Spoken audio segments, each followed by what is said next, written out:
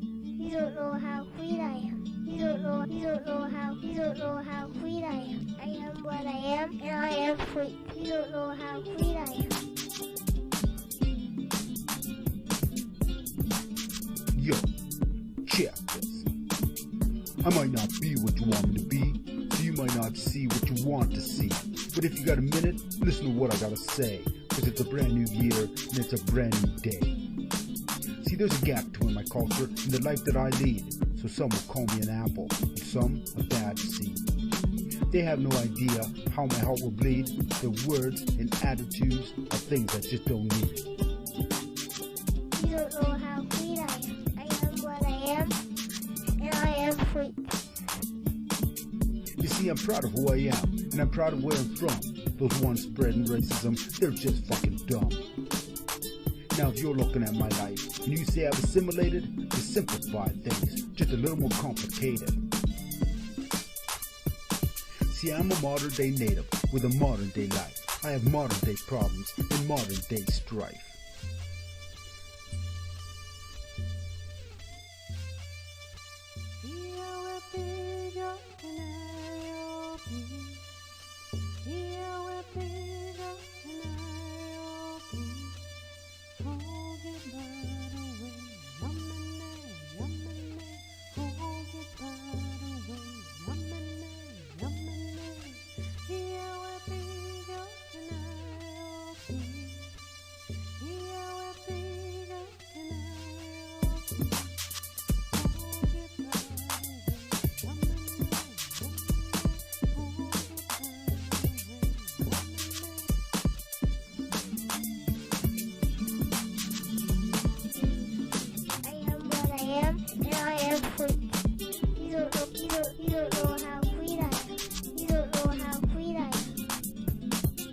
Now I hear other natives, they talk about the past, and will I do the same? Fuck that.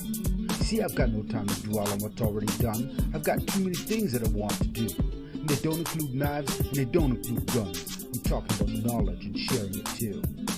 See, my people need to learn how to cohabitate, get rid of the anger, and get rid of the hate. We gotta stop for a minute and learn to educate. And you'll see in the end, we all have to communicate. I know there'll be a time to make a stand and a time to fight, but if you do that, make sure the cause is right. Because if the cause is right and the cause is just, greater numbers of people will be backing you up. History has repeatedly shown to us all that united we stand and divided we fall. They were talking about natives and natives alone, because this is a big world, and this world is our home. Now I've seen some beautiful people, and ugly ones too, and there's no single color that comes into view. So the message I'm sending, it's not all that long. It's just, I want the human race to be stronger than strong. I said I just want the human race to be stronger than strong. You all have to be strong. Done it. Word. We all have to be strong.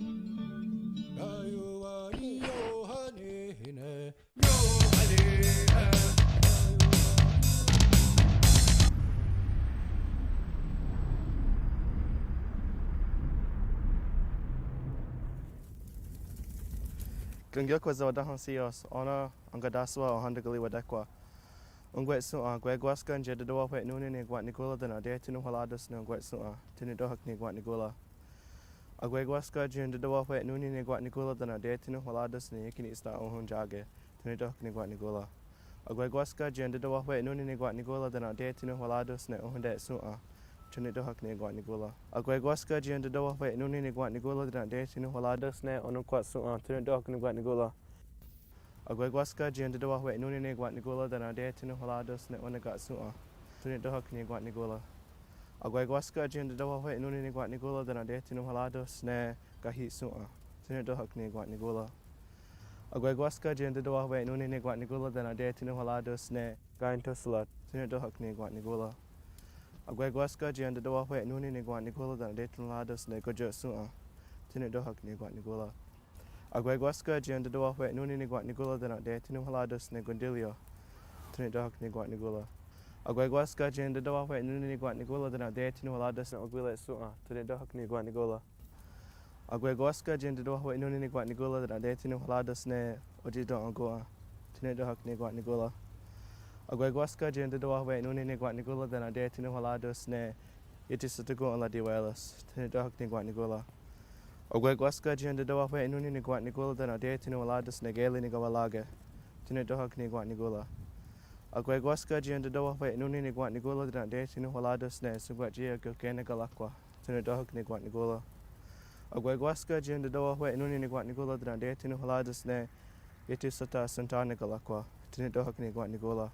Agwegoska Jendido Hawaii Nuni Guat Nigula that Adetinu Haladas Ne Ojistoqua Sua, Tinedo Hak Niguat Nigula.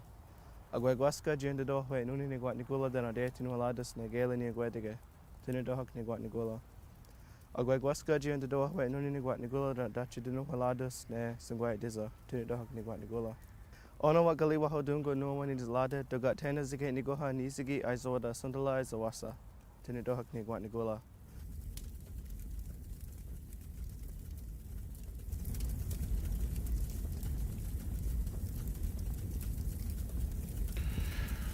Sigoli swagag, galakindi neo gets, wagi slewagi, nivakitaloda, and the dog and gwenage, ani, bojo, dante, okinapi, how, yanko, yukodonas. And for those of you who have just joined, or are here for the first time, I always introduce myself in my original language. So I said, Sigoli swagwag, or hello everyone. Galahindi Neogets. So Galahindi is my name and it translates to clouds passing over. I'm a member of the people of the Standing Stone First Nations here on the traditional lands of the Anishinaabe, Haudenosaunee, Delaware, and Huron nations in an area that we call the Dish with One Spoon Covenant Treaty Territory, and it's in the in Amberclan, and it's in the area that we also now know as Southwestern Ontario. And I said, Yelko Yukodonga, or thank you, friends, for being here and joining today. So, as you know, today is February 1st, and which means it is now Black History Month. And so we want to kick off this month with a documentary about some Black history. Now, some people might not understand why an indigenous stream would share content related to Black history. Well, the short answer is that we want to be all inclusive in the content we share, and in a way connected to indigenous history at the same time, or indigenous content. So there is a commonality between Black history and Indigenous history on Turtle Island, which you'll see over the upcoming month as we share more and more content. In fact, one of the documentaries coming up will be called America Red and Black, the stories of Afro Native people. So you'll definitely see the tie-in when that comes up. The other thing is, and many of you may not even know this, because I don't know that I've talked about it much, but both of my parents happen to be Indigenous. However, they split up when I was young, and my father went with an English woman, and my mother went with an African American. So my brothers and sisters go from as dark as they get to as light as they get, and so I have that whole rainbow of shades, if you will, of relations in my family. I do understand the identity crisis that some of our people can have, both in the indigenous community as well as in the Black community. So that's kind of where it ties into my stream. So on a number of different levels. So today we want to share a three-part documentary that was just released 3 months ago, 2023. It's an original OWN, OWN documentary, and OWN, for those who don't know, is the Oprah Winfrey Network, and Oprah is always trying to build on awareness and education as well, in her own right, and is in this obviously a huge icon and influence within the African American community. So this was one way for her to bring some awareness to a part of the history that we oftentimes forget. So before I start that, I got a couple of short clips that I want to show. One of them is an activist who's talking about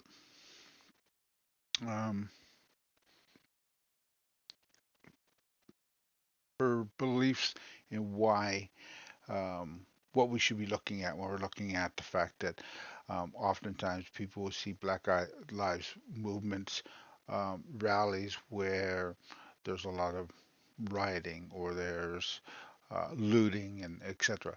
So there's that. Another one is a poet who appeared on a television show named Ernestine Morrison. Some of you may have seen this before, but I thought it was so well said and so well written and presented in such an awesome, powerful way that I had to include it. And then, firstly, before that, I'm going to share a little snippet of what being Black in America is, but from the perspective of a Black man named Trevor Noah. So I'm going to get this started. So I'm going to get my mug off the screen. And Dougie Fresh, welcome in. Want to say Yonko for being here. And Scuba Duck, definitely always one of the first ones here every time. So thank you for being here as well. So let me get my old mug off the screen here, and we'll get this started. I'll never forget. I met an American in South Africa. And he said to me, he said, well, you know, Trevor, it's funny you say that because if you come out to America, they'll label you as Black. I said, really? And he was like, hell yeah. Oh, yeah, everybody's Black out there. And I was like, wow, well, I want to be Black. And I found out it's true. Mixed race people are categorized as Black in America. Yeah. The only catch is, and nobody tells you this, you have to be liked and successful first. Before then, they say you mixed. You achieve success, and you get upgraded to Black. All the famous mixed people do it. Singers, like Alicia Keys and Mariah Carey, yeah? Mixed, but then they say Black singers. Sportsmen, like Tiger Woods, mixed, but then they say Black golfer. The most famous mixed person on the planet by far, Barack Obama, mixed, half and half, straight down the middle. But then they say America's first Black president, which is interesting, because when he was running, they called him the mixed candidate. I see how it works. Everyone makes it obvious now. They're like, yeah, Barack, of course he won, of course. It wasn't that obvious when he started. It wasn't. I remember comedians coming out. They used to diss him. Guys would come out on stage and be like, man, how many of y'all seen that crazy-ass mixed fool running for president? Y'all seen that mixed fool running for president? Where you gonna see? Ain't no mixed fool gonna be president of the United States of America. Ain't no man, which white people gonna be voting for a mixed fool? Even a Black man can't win shit. Even a Black man can't. How some mixed fool think he gonna do it? Man, that mixed fool, that crazy-ass mixed fool. How some mixed fool, that mixed fool. And then he won, and all of a sudden they were like, my nigga.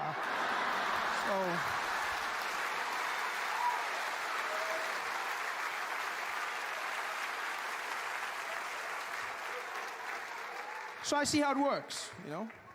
I understand. In order for me to become Black, I have to work hard at it. And I'm willing to do the time. Yeah. I took the first opportunity I could. bought myself a plane ticket from South Africa, and I said, I'm going out to America. I'm going there, and I'm going to be black. And I got on that plane. It was an 18-hour flight, 18 hours of non-stop flying. And I sat there in my chair, and I spent every moment practicing being black, just practicing. I was like, I'm not going to mess up this black opportunity. I just sat there, just working through everything. I was watching every black movie and TV show, just going through it. Yeah. You know what I mean? You know what I mean? Yeah. King Kong ain't got shit on me. Yeah. What you talking about, Willis? I was grinding it. You laugh, but 18 hours of flying, and I landed in JFK, and I was fluent in my black American. For shizzle my nizzle. I was walking around. I was so black, I was even laughing black. I was like, ha, ha, ha. Ha, ha. Yeah. My man. Ha, ha. Should have seen me. It was like, oh, this you? This you? That has to be the personification of cool, in my opinion. There's nothing cooler. Black Americans are so cool, they can make you feel good about yourself just by asking if you are you. You don't believe me? Get a black American man to come up to you and just be like, hey, yo, this you? Nah, this you? This you? This you? And you'll be like, I think it is.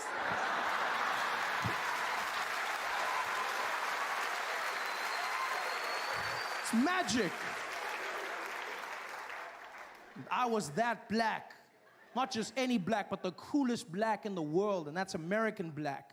I can say this with confidence, being from Africa. I know black. I'm well-versed in the arts of black. I'm from the Black Factory. I mean it. I've seen every kind of black, from light black all the way to like navy blue black. I know black. And there's no cooler black than American black. Nothing cooler, you know? Because American black people, I mean, you just look at how much they've done to influence modern-day pop culture, you know? Small things and the big alike. You look at the music. You've got, you know, jazz, hip-hop, R&B, all black Americans, style of clothing, you know, just this general swag that they've brought to everything. Even small things like walking. I mean, walking is such a mundane activity, isn't it? It's just there's nothing cool about this thing. You just move from one place to the next, and pretty much everybody can do it. This is it. There's nothing. And then black Americans came along, and then they just added in that bounce, and then all of a sudden you look really cool. You just, you know, you look like you have a purpose. You've just got that. Yeah, look at this. It's super cool. And it must be hard for an assassin to kill you. Just like. That's why if you look in American history, no black man was ever assassinated whilst walking, ever. So it was when they stopped and said something. Bang! That's when they were, because they got the walk. That's why if you look, Obama, every time he comes out of the jet or makes a speech, he's always just got that little bounce just before. Because in his head, he's like, you never know, you never know, you never know, you never know, you never know. Got the walk. It's a cool walk. And by far, the coolest thing of all is the talk. I've listened to black Americans, and it's the most amazing use of the English language I've ever come across in my life. Because they pay no regard to punctuation whatsoever.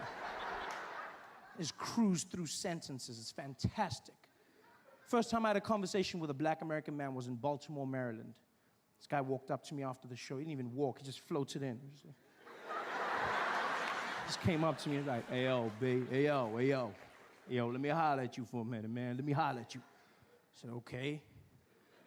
He's like, man, I ain't even gonna front, man. I ain't gonna front. I came out here, dude. I ain't even know who you was, man. I didn't even know I was out here at the show. I bought my girl. We was out there. You came out there. You were doing your thing. I was like, yo, man, I ain't even know they got them yellow bones out there in the motherland, man. I was like, yo, this kid better be funny, man, but I ain't gonna lie. You came out there, you was keeping it coming, keeping it moving. You was just beasting. I was like, all right, man, maybe this kid is the truth, yeah? This kid was doing his thing. He was keeping it out there. I started laughing. My girl was killing herself. I was like, all right, this mofo got flow for show. You know what I mean?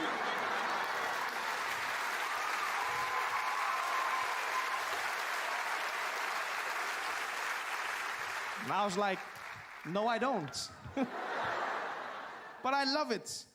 It's the most amazing use of English I've ever come across in my life. Just that one word alone, just the strength of that. Nah mean. Do you know what I mean? You nah mean? It sums it all up, doesn't it? It's just, neither question nor statement. It's just, like, why have we been wasting our time with syllables for so long? I don't understand. It was a crazy day today, you know what I mean? Yo, that shit was crazy, you know what I mean? It just flows, it's magical. It says it all. I feel like I've wasted years of my life without "nah mean." I wish I could go back in time and relive my favorite moments, watch my favorite movies again, see them bring to life. This is Sparta! Nah mean! Power. Hey there, thanks for watching. Now, all I need you to do is click on that little circle on your screen. Yeah, that one. Oh, yeah, just like that. Hold on. Yeah, click. Nice. Okay, so last night, I had a woman named Ernestine Johnson booked on the show to perform spoken word. Unfortunately, I ran out of time, and I was unable to put her on. But after the show, she set this room on fire with a performance for my Arsenio Up Close app. And at that very moment, I decided to have her on the show tonight to start it off for you all. Ladies and gentlemen, please welcome Ernestine Johnson.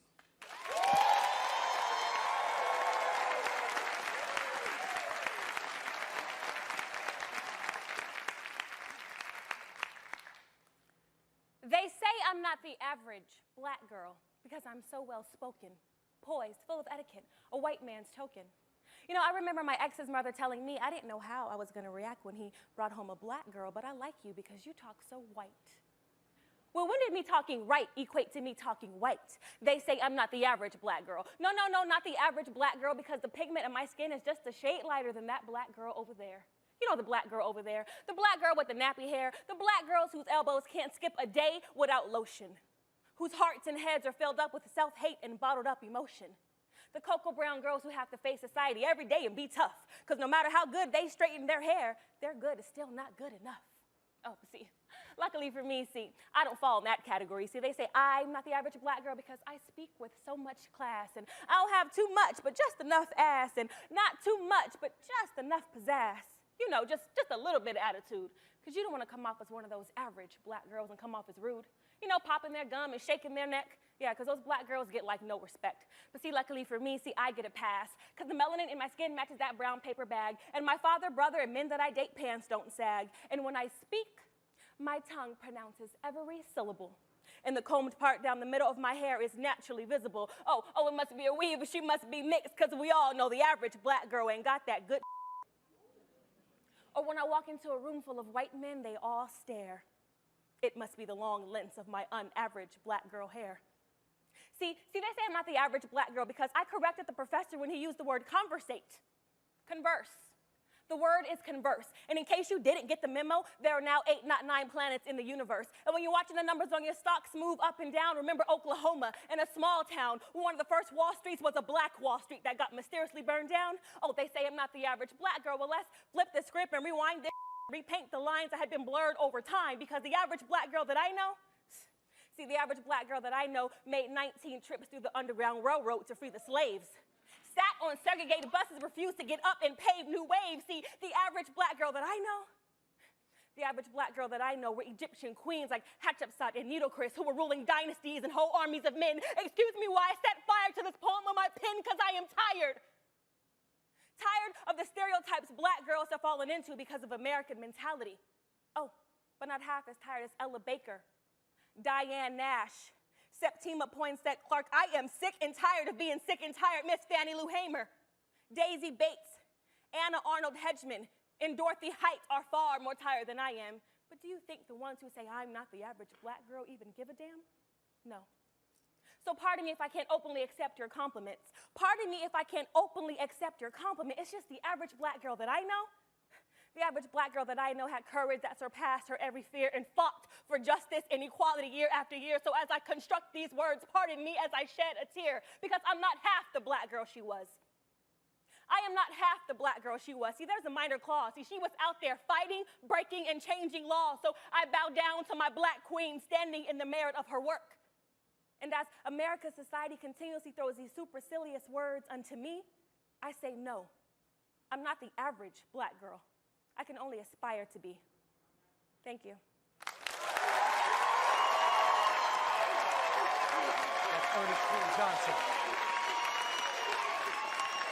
Thank you. Be busy.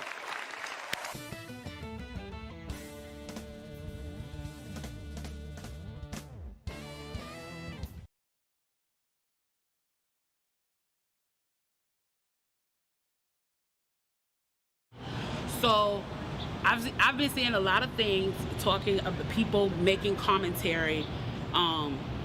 Interestingly enough, the ones I've noticed that have been making the commentary are wealthy black people, making the commentary about we should not be rioting, we should not be looting, we should not be tearing up our own communities. And then there's been an argument of the other side of we should be hitting them in the pocket. We should be focusing on the blackout days where we don't spend money. But, you know, I feel like we should do both. And I feel like I support both. And I'll tell you why I support both. I support both because when you have a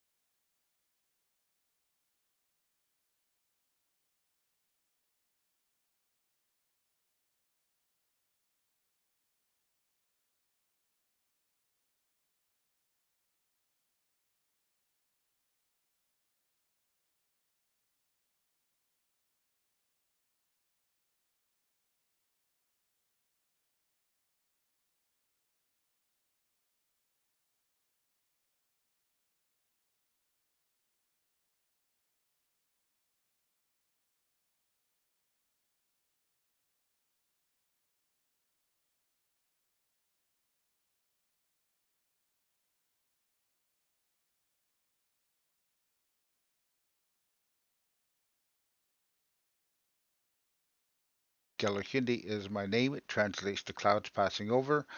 I'm a member of the people of the Standing Stone First Nations of the Thames here on the traditional lands of the Anishinaabe, Haudenosaunee, Delaware, and Huron nations in an area that we call the Dish with One Spoon Covenant Treaty Territory. And for those of you who don't know what that means, I'm in an area that we now call Southwestern Ontario, Canada. And I said, Yanko Yukodonla, or thank you, friends, for joining. And today is February 1st, and it's the beginning of Black History Month. So we are going to start sharing some content this month related to the Black history in on Turtle Island. And so today we're sharing a screening of a three-part documentary called Rebuilding Black Wall Street. As anyone who was here from the beginning could see there's a reference to the Black Wall Street in both those last speakers that we just listened to. And because Tulsa, Oklahoma was had a massacre back in 1921. And that's what they were referring to as burning the place down, because black businessmen had over 100 businesses. They had medical centers. They had healthcare centers that were successful, and they were in their own area, essentially having a very thriving community. And as a result of that, I think a white mob, or what we call white mob, went in there and essentially just killed people and burned the place to the ground. And so that has to be rebuilt. And that's part of what this three-part series is not so much focused on what happened, but what they are doing today to rebuild and to make that a thriving community again. And what the activists, so the filmmakers of this series went out and searched for the descendants of the people who were affected by the 1921 massacre. So this is 100 years later, basically, that this is happening. So this particular series today is about the now and how we're moving forward from that history. I'm going to be sharing a documentary another day, if you look at the schedule, where we do talk about the actual history and what happened. And that documentary will actually have interviews with 3 survivors from the from 1921, and all 3 survivors are obviously over 100 years old when they were interviewed for that documentary. So that'll be really good to hear from the words or voices of the people who were there. And so keep an eye out for that if you're interested in seeing the backstory of what the Tulsa massacres were really all about, or what we call the Black Wall Street. And because that was and then of course one of those survivors died shortly after the filming of that documentary, of cancer. So not of anything bad, but of cancer. But that is going to be called The Triumph Over Trauma: Black Wall Street Then and Now. And it's a film that was made 100 years after the original Tulsa massacre of 1921. So this documentary was done and put out in 2021, 100 years later, and telling that history of Tulsa's black community, and what happened. So, oh, left flank vets, welcome in, Siguli, Swag Greg.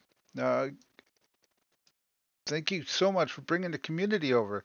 You guys are here just in time too. I appreciate the your huge community. Wow. And I'm sure some of you have been here before, but for those of you who have not been here before, I'll do this one more time real quickly. Sigoli swagweg, galahindi ni ogets, wagi sli wagi, ni wakitaloda, unida gwenege, ani bujo, danse, okinapi, how, yonko, yuquedonas. And so I said, hello, everyone. Galahindi is my name. I'm a member of the people of the Standing Stone First Nation to the Thames on the traditional lands of the Anishinaabe, Haudenosaunee, Delaware, and Huron nations. I'm Bear Clan, and we are in an area that we call the Dish with One Spoon Covenant Treaty Territory. And I said, Yonko Yukodano, or thank you, friends, for joining. And I appreciate everyone who's come in. And we are celebrating Black History Month. If you call it celebrating or acknowledging the fact that we have to learn about the history on Turtle Island. It's something that we should all be taught in school, but there's, of course, parts of our history that we never get taught. And it's up to us as people of color to put out resources about our history ourselves. So today we're doing a three-part. We're screening a three-part documentary that was done by the Oprah Winfrey Network, and just broadcast 3 months ago. So it's pretty well brand new, and I'm hoping that you'll stick around and watch it. Grab a snack, grab a drink, whatever your preference is. It's morning time. I don't know where everyone else is at, but it's well, actually, I guess it's lunchtime. It's 12:38 here, but hopefully you got something there for yourselves while we get this started. And you're all just in time to get to watch the beginning of this. So we're gonna get started. Again, this is a three-part series. Each part is approximately 44 minutes long, and we'll have a little break in between each episode so that you can replenish your drinks and snacks, that sort of thing. In the meantime, so let me get the first one started, and I'll get. Let me see if I can get my mug off the screen, and we'll start with part one of this is called Rebuilding Black Wall Street.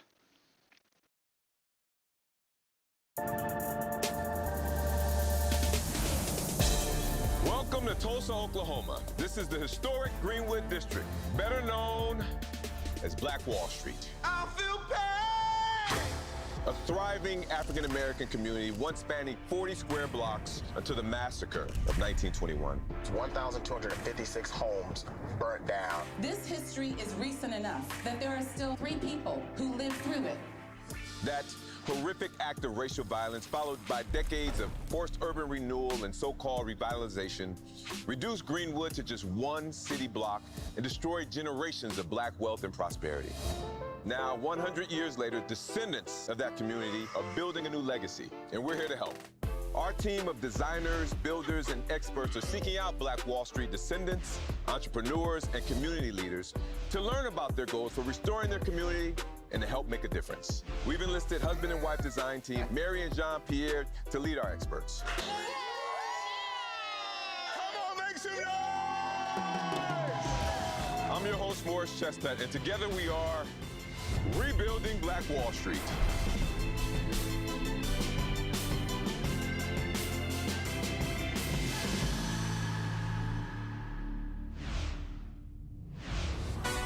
Tonight, we meet Black Wall Street descendant Montika Collins, who is building a natural birthing oasis in North Tulsa. Dust everywhere. Oh my God. So right now, our biggest concern is money. Unfortunately, right now, we're talking about an extra 30,000. 30,000. We're really excited about Montika's project, but we know that she's on a tight deadline. I am freaking out.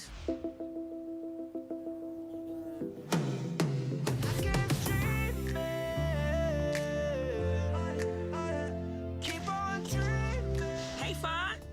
How you doing? I'm good. Everything's going good? Yes, yes. I'll give you an update. What's going on here? My name is Montika. I am a nurse and a lactation consultant. I am the CEO of Innovations Family Wellness. I am also a descendant of Greenwood, otherwise known as Black Wall Street. My great-great-grandfather, James Jordan, died in 1921, and unfortunately, my family has not been able to find his remains. I'm building a birth center in North Tulsa. Right now, there are no other birth centers in the North Tulsa area. Not just Black, there's none at all. Where are we at with the tub for down here? So as you can see, we have the trench and the piping and the plumbing all coming through. The midwife will be on this side, or dad or mom will be on that side. And then we'll also have access here. Birth has always been a passion of mine. Good job, huh? And midwives and midwifery model fits what I believe birth is and what it's always been since the dawn of time. He gained 1.5 ounces. I had both of my youngest children here in Tulsa. As a Black woman, I wanted a Black birth team, and I couldn't have one because there are no Black midwives in the state of Oklahoma, and that's the whole state. Even today, the health disparities between Tulsa's Black and white communities are stark, particularly when it comes to the Black maternal and infant mortality rates. The statistics are stunning. Black women are 3 to 4 times as likely to die from pregnancy-related causes than white women. That's a gap that I want to help fill. So we got the 20-foot slider ordered. Okay. It's 8 foot tall. Basically, it was just a house that was sitting on 8 acres. And then we came in and we're like, okay, this is the vision that we have for this space. I like the vertical. I think it's gonna look really slick. That's gonna be more modern looking, and I think you would like it better. On the first floor is where we're gonna have our family suite. You might want your mom there, and so there'll be a kitchenette, there'll be a television, all the things where people can hang out and be comfortable while mom is birthing. All of the offices are on the second floor. The sliders are scheduled to arrive the last week of April. Ooh. So it's gonna be a tight deadline. We can do it. Team Father, effort. I have faith in you. Take a look at upstairs. So right now, our biggest concern is money. We have some amazing donors that are helping us with this part of the build, but the build keeps growing. So the tub is gonna be going this way. Correct. And I'm very blessed that the donors that are helping us get the birth center built, they see this in me and they're like, we're gonna help you as much as we can. And that's why we're naming the birth center Given, because I feel like it was given to me. The purpose of this birth center is not only to serve the community, but it's also to honor the legacy of my family, my great-great-grandfather, and all of those who helped make Greenwood possible. I think the only thing that I'm super nervous about is just making sure that we're gonna be able to meet the deadline, since we gotta get the moms in here on the 29th. Right. So we get this thing started. Definitely. I feel good, baby, I feel great. I ain't got too much on my plate. We gon' have a good day. We gon' have a good day. Hi. Nice to meet you. Welcome. I'm John. John. Mary. Mary. Nice to meet you. Nice to meet you too. Yeah. Have a seat. Oh, thank you. Welcome to the Greenwood Cultural Center. Yeah, Thank you. We were sitting out there taking selfies in front of the Black Wall Street sign, and we're like, Of course. wow, this looks really cool. This is definitely the place to come to learn about Greenwood's history. Tell me a little bit more about what you're doing and what brings you to Tulsa. Yeah. Well, my husband and I have our own renovation and construction design company in Houston, Texas that we started. And so, you know, when we heard about Black Wall Street, being that he can build and I can design, like, these are our talents. Yeah. We want to make sure that we contribute to others, you know, in the way that people contribute to us.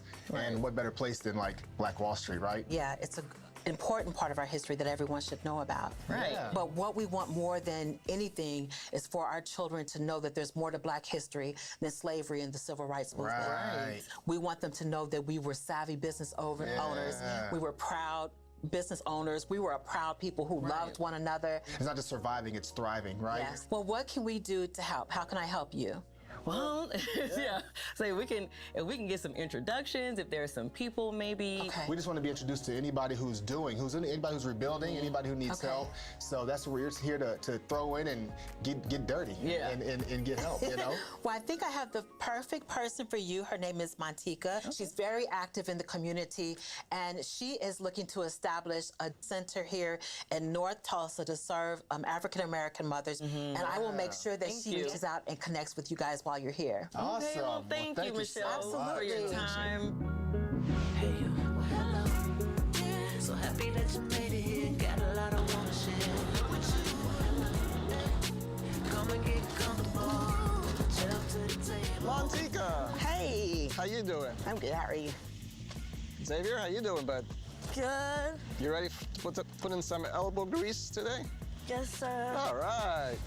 I have 3 amazing children, Xavier, Cadence, and Agape. I feel like I'm creating something that they'll be proud of, and that is gonna be here when I'm gone. So that's pretty awesome. So you're gonna see a bit of a change. Oh, did the doors come? No. Oh my goodness. Not yet. So you're cutting the windows out? Uh-huh. When you want us to back? No, whenever you want to. No, it'll be another week. Another week to 10 days. Oh my. Before we can pack and come down. So where I gotta work at this week? There's so much more that we have to do that I didn't realize we were gonna have to do. You're gonna just put something over the window? Coming up. So unfortunately, right now, we're talking about an extra 30,000. 30,000. Takia! Oh, it's dust everywhere. I thought they said they were covering this stuff up. Oh my God. This is driving me crazy. Good God, I'm filthy. Babies and saws don't mix. Montika is working to ensure that women of color in Tulsa are fully supported and have access to a range of birthing options. Back in 1921, Greenwood midwife Kanzati Smith faced even greater challenges. Fleeing angry, torch-wielding mobs, 21-year-old Kanzati Smith witnessed the devastating loss of Greenwood's community hospitals and pharmacies. The 6 medical offices in which she worked were burned to the ground. Although the medical community in Greenwood rebounded through the 1940s and 50s, the harrowing memories of the 21 massacre continue to haunt the medical landscape. Montika and other Black healthcare providers continue to be inspired by the indomitable spirit of Kanzati Smith.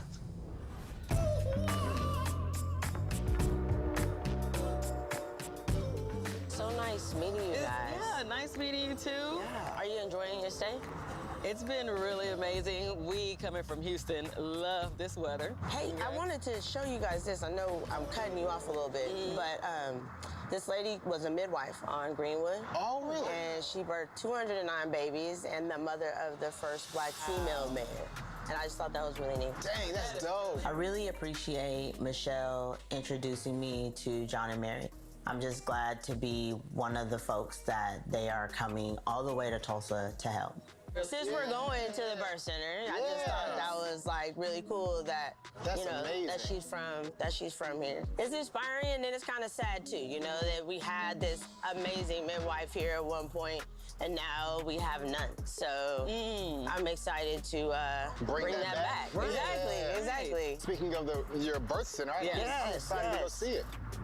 I can't wait to take you guys. I'm gonna take you the long way. Okay. So I can kind of show you guys around North Tulsa. Yeah. That sounds okay? Love this tour. Okay. We reached out to Montika. She's been so kind in showing us around and teaching us everything about the history of the area.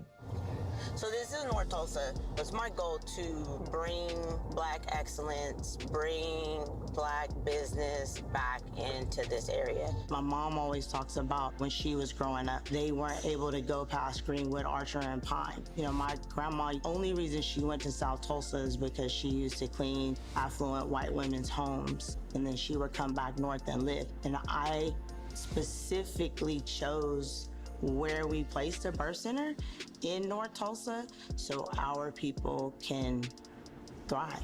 So we're headed to what is gonna be a birth center. Right now I am currently working out of it. I'm a nurse, I'm a lactation consultant. Because we don't have providers of color in Tulsa, I'm building a space where we can have that.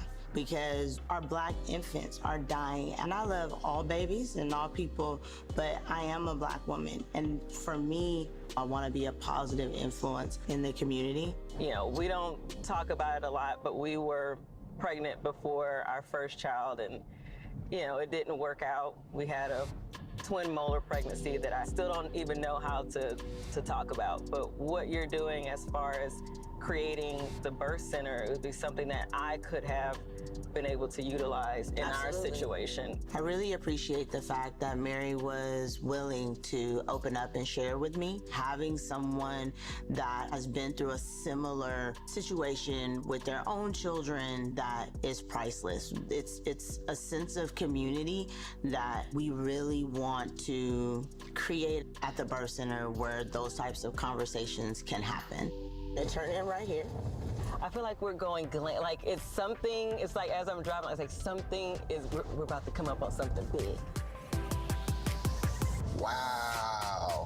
This is amazing. Wow. Gosh, look at this. Is amazing. It is an oasis. So cool. Instead of going to a hospital, they can come here. Yes. Like this is a retreat. I want to have another baby. Look, right here. Wait a minute, hold on. Let's not get that inspired.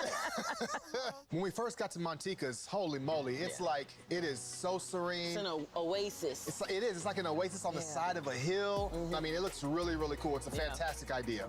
Anytime we do a walkthrough with people, first we want to know what problem can we help solve. We want to know about them and what it is they're trying to accomplish. And that helps us get inspired. Let me show you guys where my office and the midwifery office is going to be. So this is my office here. Oh, this is perfect. Thank you. I love that it's like it's nestled, but you still have, you know, exits to get everywhere. I like to be able to see out. Yeah. So that makes me happy. So we just need to change a few things. We want to create a space where you can get grounded and get back to nature. I love how large all the spaces are. So this is where the birth tub is going to be. Okay. And it's an oversized tub. That way moms can get in there and actually have a water birth if that's what they choose to do. So y'all want to run upstairs? Yeah, absolutely. Let's do that. Wow. This project is massive. Yeah. It's gonna be amazing. It's gonna be amazing. Yeah.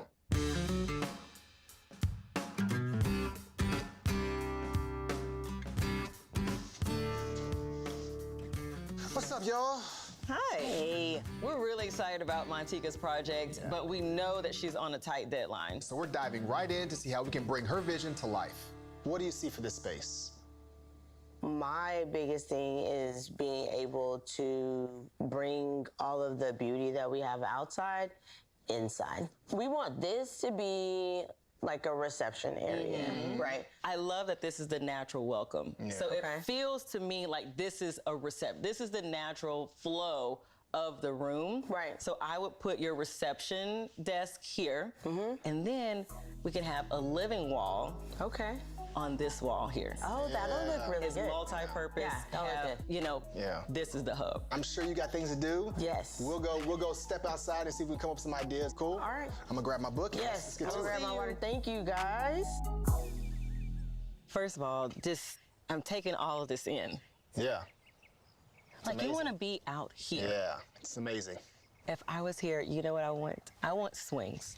Like underneath the deck. Yeah. Like not like some rinky-dink porch swings, but like almost like a day bed. Like if you were to come here and just like relax. Sit and relax. Or maybe it's the family, you know, waiting for baby to be born. View. Yes. Get that whole like zen, you know, peaceful kind of feel to it. Yeah. And that's that's the vibe she's trying to create. Yeah. This is why we're married, because we vibe. We're on the same page. So check this out. So underneath the stairs is kind of where they would be, right? So if you can imagine like natural wood beams coming through. Yes. And then do your living wall where I shaded it in at the top. I love that. That's perfect. It's really cool. If we build it, guess what? They will come. They will come. That's fine, Joe. Life can't wait, catch me up. 'cause I got this on and that's enough. She was a small town girl, but look where she's now. What? Okay. Tell your sister to eat too. Okay, bye. Takia! Oh, it's dust everywhere. I thought they said they were covering this stuff up. Oh my God. This demo is happening. I understand that it's gotta take place, but man, this is a lot. It is driving me crazy. Okay, so why don't we, I don't even know where to start. Jesus Christ. Okay, why don't we go and try to regroup upstairs maybe? Everything is a hot mess and dusty, and I cannot think. And we need to get all this out of the way. Oh my gosh. I can see straight to the first floor. Okay, so I guess we're not working up here, because this is more than what I thought. So, okay. When can we have the office back? Next week. So that means I have to work from my house for another week. The staff and I were supposed to be moving downstairs so that they could continue the construction upstairs on the other 2 floors. Downstairs not even close to being done. Good Lord. There's no way we can work at this site. I am going to have to move everything to my house so that I don't have to cancel any clients because work needs to keep going. Babies and saws don't mix. Excuse me, sir. Excuse me. Can I get by here, please? Jesus Christ. Let's just go. I'm over it. Come on, Mouse. Montika's got just 19 days until the grand opening of her birthing center. And a number of construction projects still must be completed.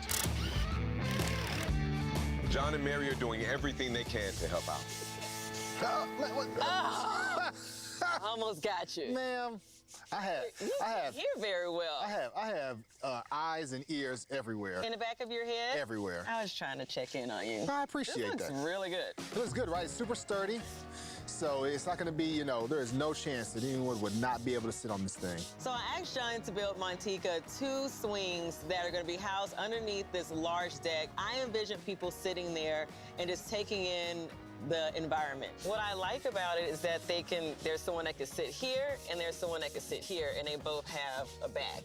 Right, yes, that's the cool, what I love about yeah, it'll be really cool, especially when you drop some pillows and stuff on it. Yes. I think it'll be really, really nice. And do you like that I made it fit like a crib-sized mattress to kind of, not saying the baby will be out here. I'm just trying to connect the dots. You did your thing. I respect it. I'll come back and check on you later. You're doing fantastic. Oh, thank you, ma'am. I appreciate you. Oh my goodness, it looks great in here. Hey. Hi. How's it going? It's good, but I just want to talk to you about the elevator because it's stressing me out. I understand. What do we need to do? What are the next steps? How much is... I'm contacting a couple of companies to see if we have any workarounds, but unfortunately right now, we're talking about an extra 30,000 maybe? But those elevators are really expensive. I mean, I've had a company quote me almost 100,000. 100,000? Almost 100 to install. I don't even know what that number means, but $30,000. Above. That's, we need, okay. I understand. I need to think. So what about, if I have a mom that's in a wheelchair or a partner or a child, whatever, I need the second floor to be accessible to everyone. How much time do I have to raise that? Like, when do we have to have people pay? We have to have a decision within a week because we need to order and we need to get materials to come in and we need deadline to meet. So we're already behind schedule. So the sooner, the better. I don't know how we're gonna do that. I am going to do my best to try to figure out how to raise the money, of course, but I wish money grew on these trees, but it does not. I don't know. I don't have an answer for this one. Okay, no problem. But thank you for explaining it to me, and hopefully we can work something out. Yes, ma'am. I will see you. Let me go check on my guys. All right, thanks. For... Oh my God, oh my God.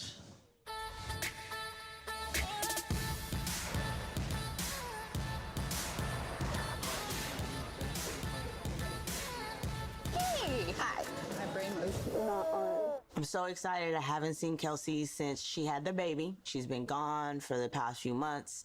I just need to be able to talk to somebody that can relate to the business aspects of what I have going on. So what have y'all been up to? Just baby stuff. Yeah? Yeah. Are you enjoying your time off? Yes. A little sleep deprived, but you know. Are you still nursing? Yes. Okay, how's that going? It's good. I wanted to come out and hang out with you and vent. Are we good on budget or are we over at this point? So we are over. Okay. A lot. So the biggest headache as far as funds right now, as far as the bill, is this elevator. Like, how much is that going to cost you? $30,000 over. Over what we already had? Mm-hmm. Okay. And where's that money going to come from? I don't know yet. The elevator. That is a thorn in my side.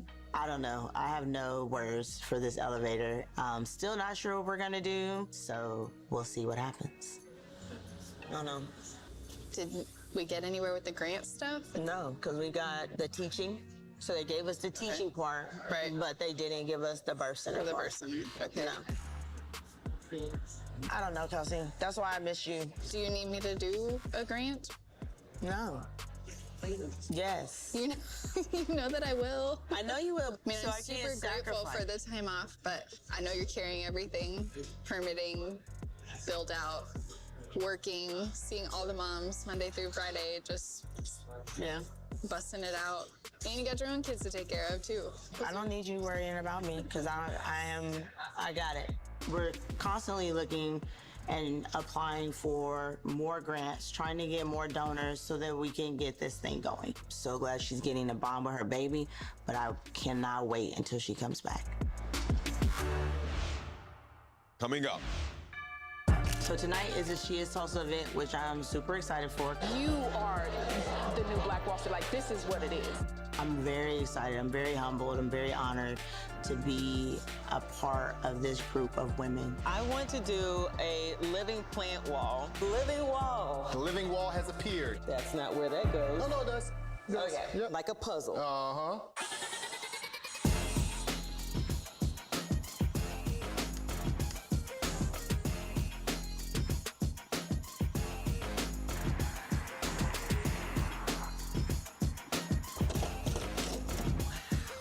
Hello.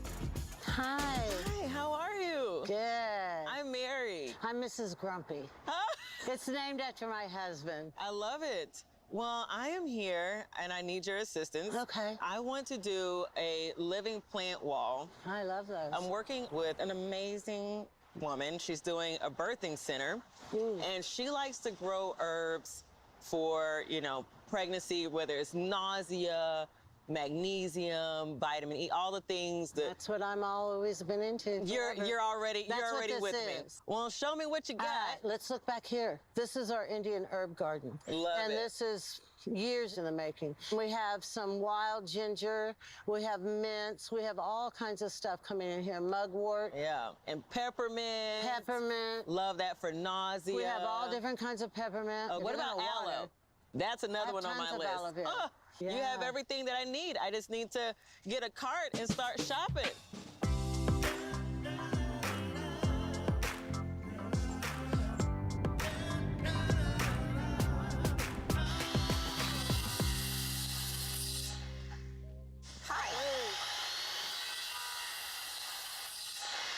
I'm sorry I'm interrupting. You're good, you're good. So I've been really thinking about the budget and the elevator and all the things. So lots of prayer, lots of conversations and trying to talk to everybody to figure out how we're gonna pull this thing together. Right. And we're gonna do it. So I want you to order everything. Okay. But I need to know like the bare minimum number for you to get started. Roughly around 50. 50, to I get almost started. said 40. 40 to 50. 40 Yeah. to 50? Yeah. Okay. So I want you to order it. Okay. Me and the team are gonna raise the 50. All right. I was talking to Kelsey too. And so we discussed maybe turning the grand opening Sure. into a fundraiser. It's a great idea. I want the opportunity to be able to raise that money. That's fine. Is that okay? You're good to deal with that. Okay, we got 3 weeks. Yep. All right. We're on it. Thank you. You're welcome. I appreciate you.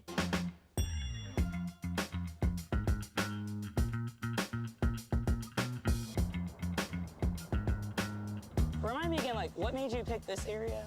Just because the population here is very diverse. Get these flyers out, which look really good. Thank you very much. I love them. Dr. Fallon and I are gonna pass out some flyers today. We can leave flyers for people so that they can hand them out to their customers. And we wanna make sure that we are targeting the North Tulsa community and letting them know that we're here. My name is Montika. Nice to meet you, Julian. And I'm Dr. Fallon. Dr. Fallon, nice to meet you. I'm so excited to have Dr. Fallon joining our team. She's an amazing Black chiropractor. She's Webster certified, which means that she can work with pregnant women as a chiropractor. And I can't wait to see what she brings to our team. Thank you, ma'am. Yes, yes. Hello. Do you know much about like birth centers at all? I do not. No. So pretty much like people who want to have a baby, but they don't want to have it in a hospital, but they don't want to have them at home. It's a nice little like in-between spot.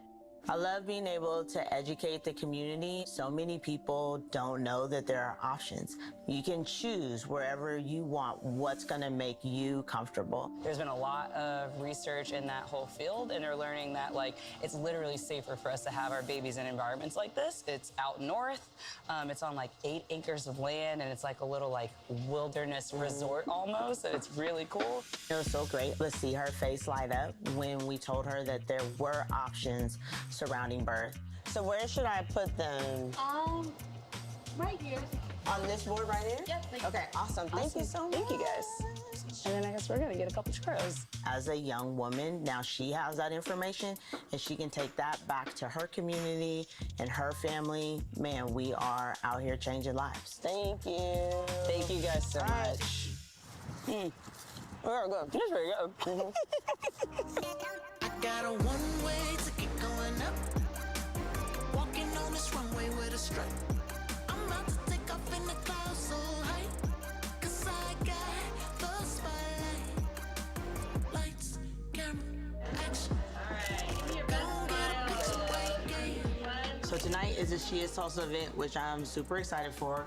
I was chosen to be in an amazing magazine that features different women of Tulsa. This is an amazing opportunity to be featured in something that thousands of Tulsans and people are gonna see. I'm opening a Black birth center here in Tulsa. This is the first real marketing piece about the birth center and what we're bringing to the community. We need more dollars to get us there. I hope the guests are inspired to give to this vision. Our goal is to train Black women to work with Black women. And we want to give them a place that pays well so that we can build some economic stability out north and really help rebuild Black Wall Street, which is what all of this is really about. How are you? I'm good. Are you good? I'm good. You having fun? Yes. Yes. Yeah, good. When I came across your application, you were like, first Black-owned birth center in Oklahoma and all of these things, and I was like, you are the new Black Wall Street. Like, this is what it is. Doing the work. Doing the work. Doing the work. I'm very excited. I'm very humbled. I'm very honored to be a part of this group of women. I'd like to propose a toast to Tika on her birthing center.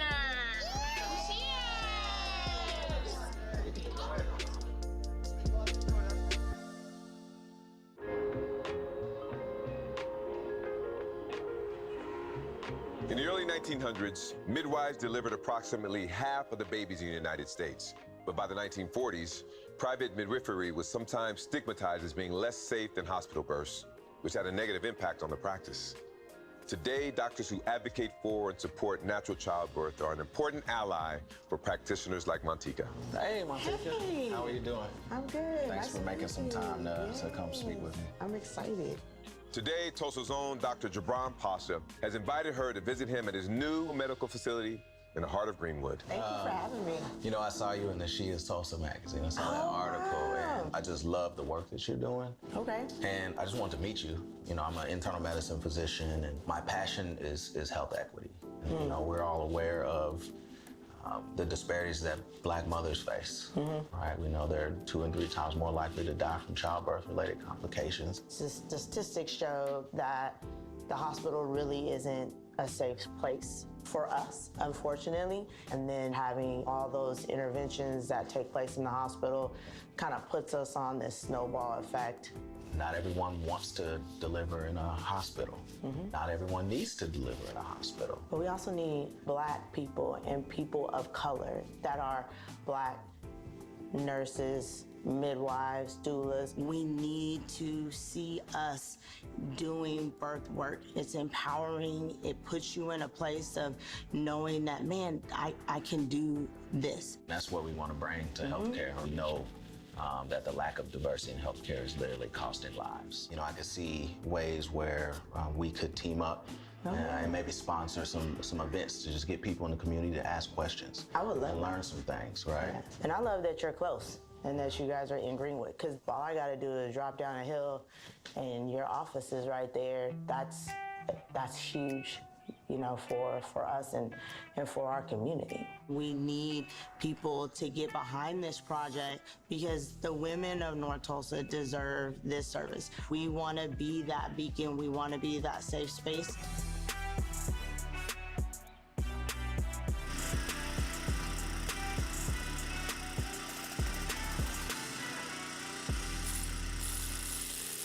Looking good. Oh, that's too big. That's right, yep. It's my 2 favorite guys. Oh. Ooh, I can put my plants in here. Okay, so it's looking good. Even though the cushions didn't come in, I at least have pillows. I know y'all could care less. we want to get it hung so you can have something to put the pillows on. That's it. Looks good, bro. I'm happy. I would have my book. I would take a nap. Let me go get a pillow. Cute.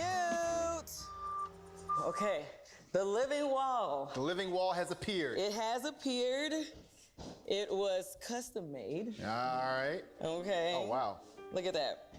That's super cool. Isn't this cool? Yeah. With this material on the back that protects the wall, you know, from any moisture getting through. So because we wanted to use this space, it's like nature against nature. Right. So we'll have you. That's not where that goes. No, it does. It goes. Okay. Yep. Like a puzzle. If you could help me like hold them and I'll screw them into the wall. That way you can go downstairs, finish the swings, and then I'll just start placing the plants. Cool. I'll bring in the pieces. All right, cool.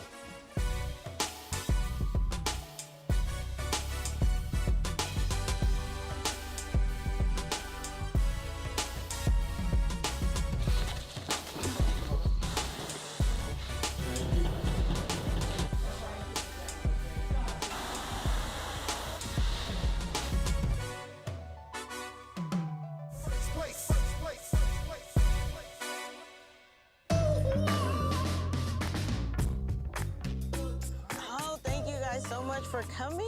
Look at this. This is amazing. I'm so excited. I appreciate you guys being here on this journey. It's super rewarding and it was all worth all of the everything. Blood, sweat, tears. Everyone deserves to be able to bring their baby into a safe space and feel safe when they are doing that. And that makes me emotional. I see you have so many amazing things happening over here, but we have something for you. I'm excited. You ready? All right, well, let's go check it out. I'm ready. Like this way. Here, let me follow y'all. Okay, come on. Y'all come go on. first.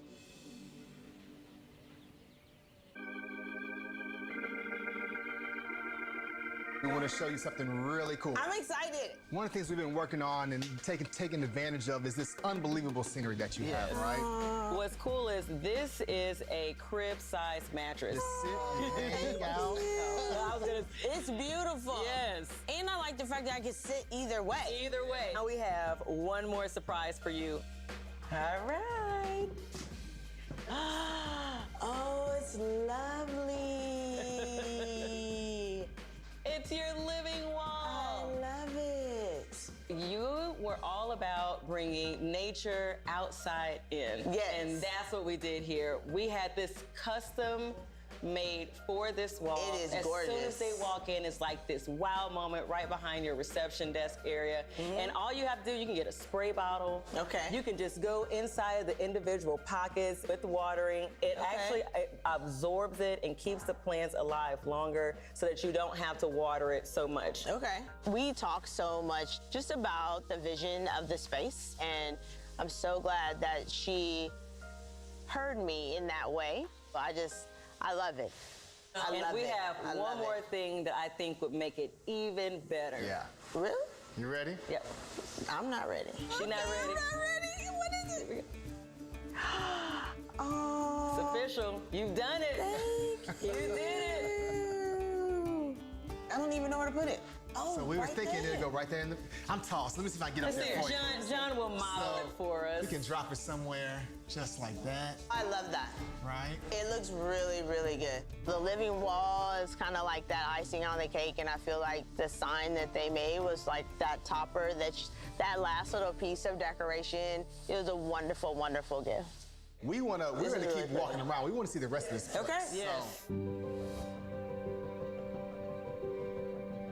Wow. Wow. Holy moly. Thank you, guys. Yes. Isn't it pretty? Yes. I love the layout because before, when we first walked in here, we were still trying to figure out, do we put the bed there with Yes. the TV? Right. I like that you walk in and it's center stage. Right. I'm glad you guys like it. Love it. It looks amazing. Y'all haven't been upstairs to the princess suite. Let's go. Let's do it. Let's do it. Wow. This is amazing. This is the princess with It the fandelier. The fandelier. Look at this. All the too. bling. Oh my gosh. Yes. I think you can do it. I think you can get in there. Yeah, get in this. You can get in. Let me see it. Okay. Let me see it. Look at your cute side. Oh, ma'am. I'm pregnant. Let me get in here. Oh, yeah, it like literally swallowed him. Oh, yeah.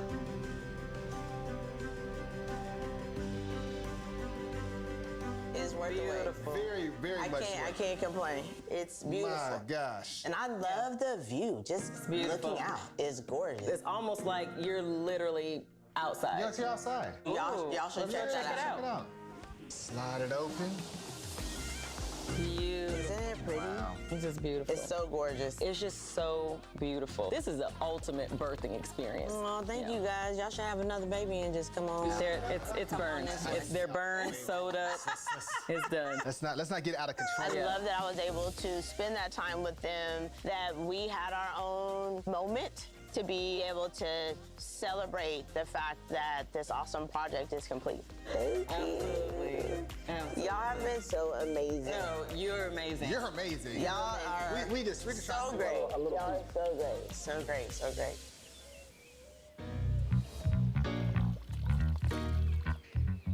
Thanks everybody for coming. It has been such a long road, and I'm so happy, and these are happy tears, and wasn't really expecting to cry at a ribbon cutting, but This is your dreams come true. it is my dreams come true, and we're gonna help so many people and so many mamas. The majority of my staff are young women, and they all have young children. So I had some amazing mamas out here. My heart is so full today. All of our networking paid off, and our donors came through in leaps and bounds to help us meet our grand opening date. I am overflowing with gratitude today. This is perfect. Okay. Because I'm only 4'9", so it's like boom, boom. You Wherever got you it. go, I'm there. That's it. That's it. We were able to get to the finish line and raise enough money for the elevator. Now we can actually serve our community. So super excited about that.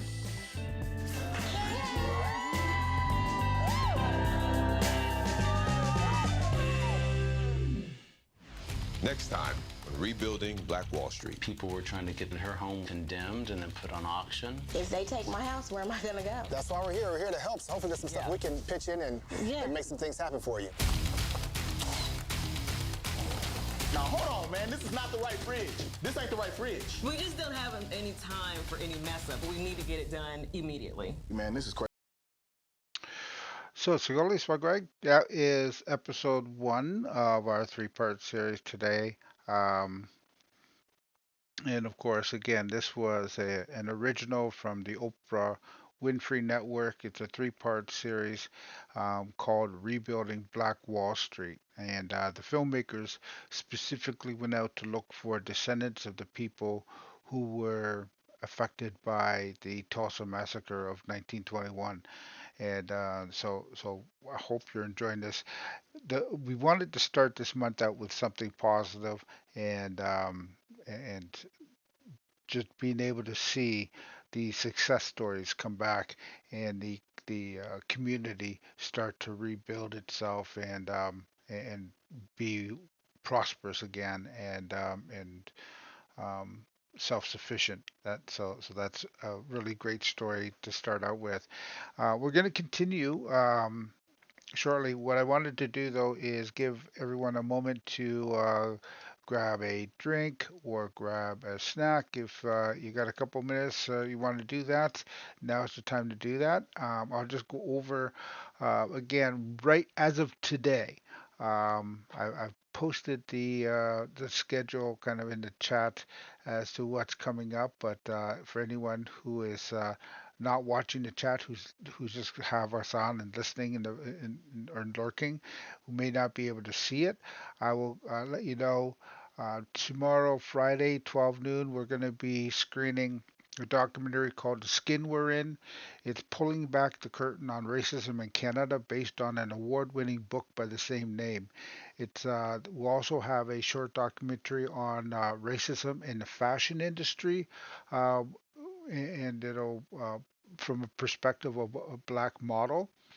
And we'll also wrap it up with a documentary called Road to Justice, the Viola Desmond story. And for those in the U.S. may not be aware of Viola Desmond, but she was a Canadian, Afro-Canadian, um, who refused to give up her seat in a movie theater, and was arrested and thrown in jail for that. And so this will be her story.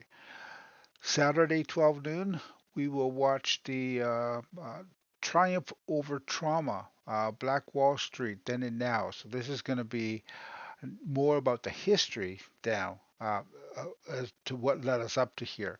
And so the history of Tulsa's black community and history, particularly focus on the 1921 race massacre. And it's really focusing on untold parts of the history or mistruths, um, or the erasure of this history altogether, which robs, of course, the community of a respectable remembrance of what they have survived.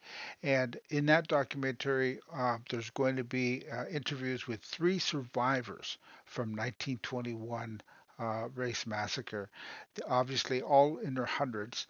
So this documentary was broadcast in 2021, so on the 100th year anniversary.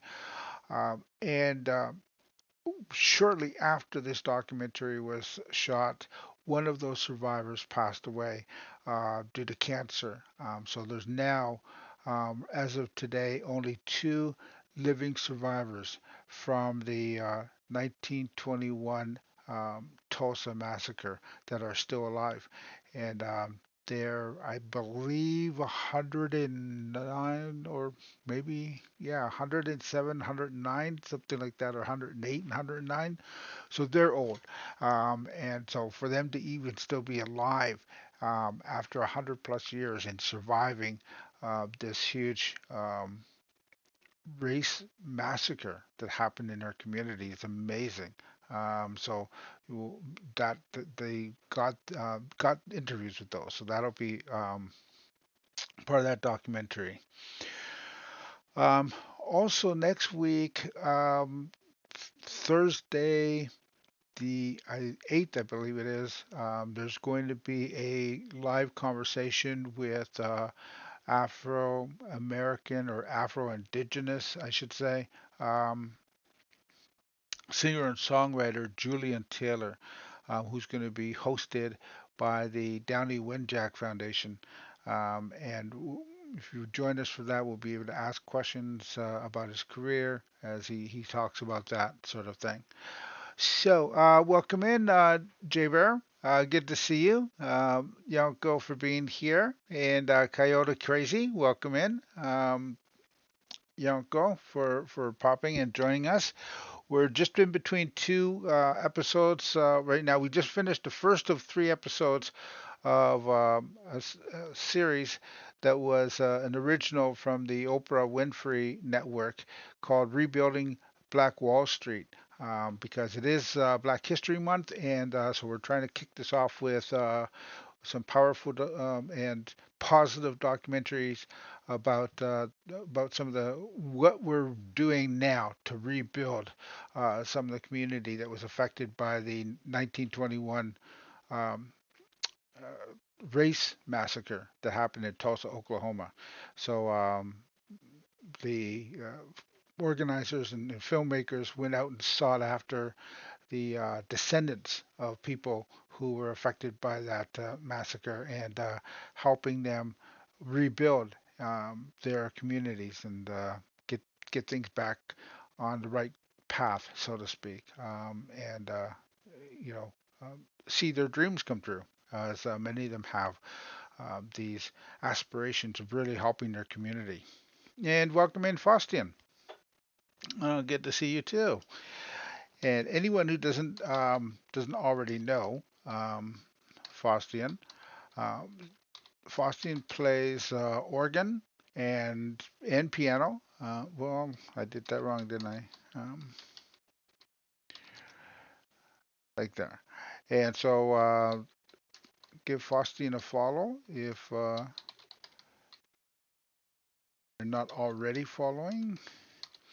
Let me do it this way too, so I can put a link up there. That'll make it easy for everyone just to hit the heart. So anyone who's grabbing a drink, grabbing a snack, what I'll do is I'm going to play a quick song here just to give you some moment to grab yourselves a drink. So I'm going to get my mug off the screen. I'm going to play this song. As soon as this song's over, we'll go into episode 2. So let me disappear just like magic, and we'll get this song going.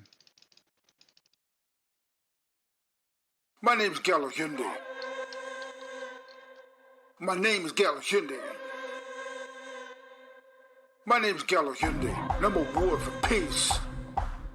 All senseless attacks I see must cease. So what am I doing here? What do I really want to say? Is that this world has got to change its way.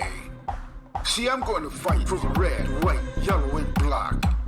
I'm going to fight for the ones who can't fight back. And I'm talking about all the preachers, from the water to the skies. I'm talking about all the issues, from the truth to the lies. And I'm going to make my stand with a paper and a pen. You want to argue that? Go back to bed again. Cause you're never going to win against what I stand for. So sit down, shut up, and listen as I give you my grand tour.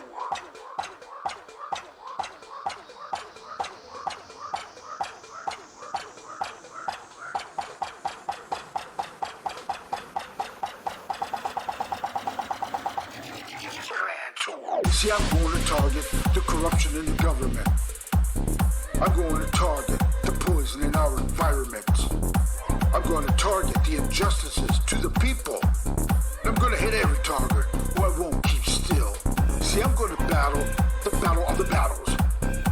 I'm going to shake up the cage until it rattles.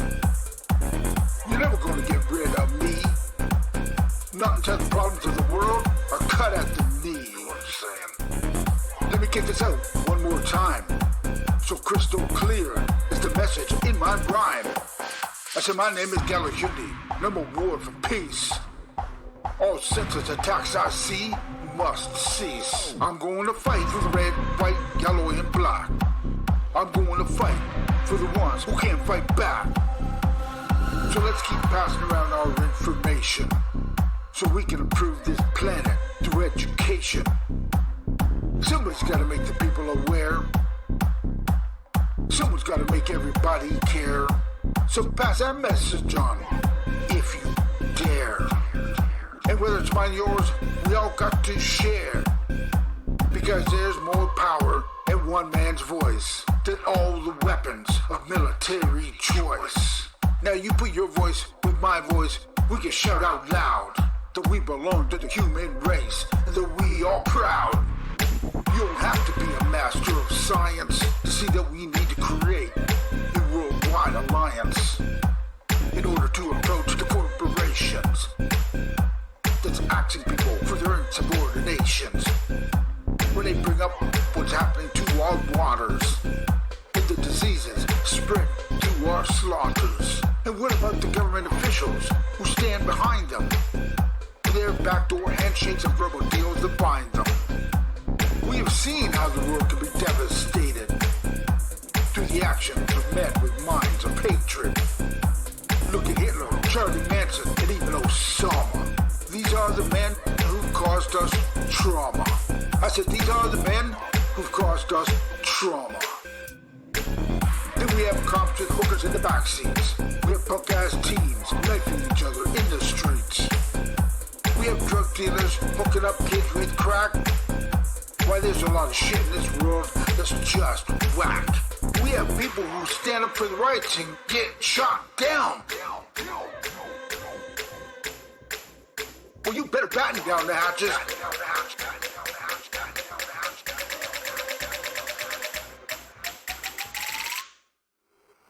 Cause we heading into the next round.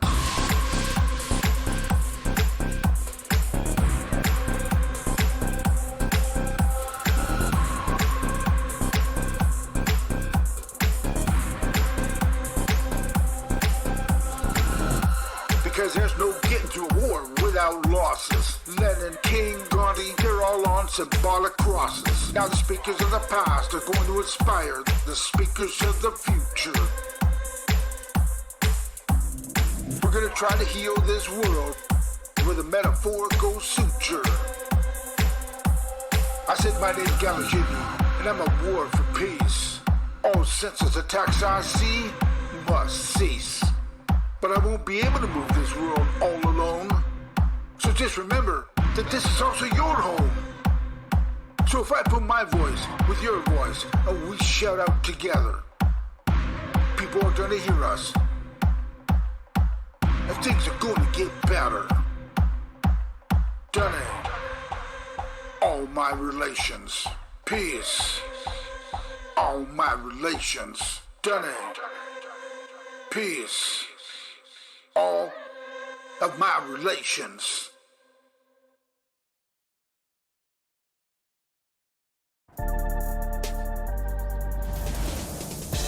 Welcome to Tulsa, Oklahoma. This is the historic Greenwood District, better known as Black Wall Street. I feel pain!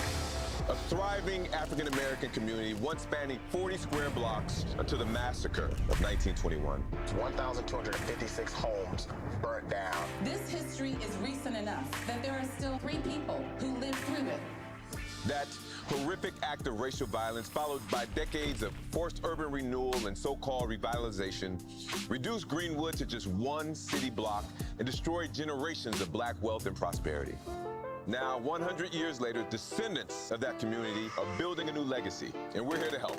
Our team of designers, builders, and experts are seeking out Black Wall Street descendants, entrepreneurs, and community leaders to learn about their goals for restoring their community and to help make a difference. We've enlisted husband and wife design team Mary and Jean-Pierre Jean-Jopin to lead our experts.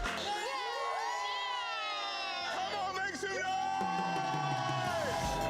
I'm your host, Morris Chestnut, and together we are rebuilding Black Wall Street.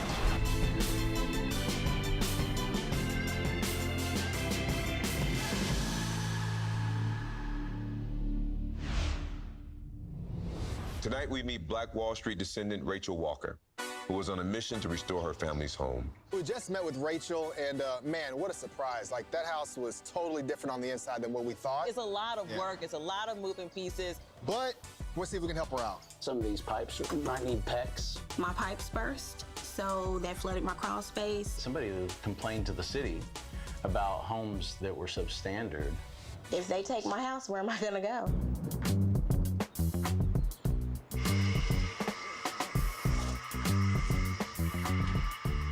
I really appreciate you coming over and helping me today. My name is Rachel. I'm a public health specialist, and I'm a Tulsa native.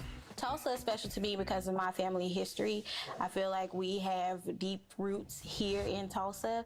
My grandmother would tell me stories about the 1921 race massacre and how her father put the family on a train, and when he came back to get them, that she remembered the city still smoking when they got off that train. Doing this by myself has been very challenging. It gets tiresome, it gets stressful, because this is literally probably like the 5th time I've had to snake the lines. The home that I currently live in was directly connected to the massacre because due to that massacre, the city of Tulsa made it a law that you could not build houses out of wood anymore.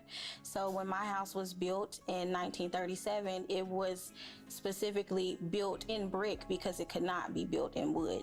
But due to the age of the home, it does come with quite a few complications. Doing it yourself definitely makes you appreciate it more.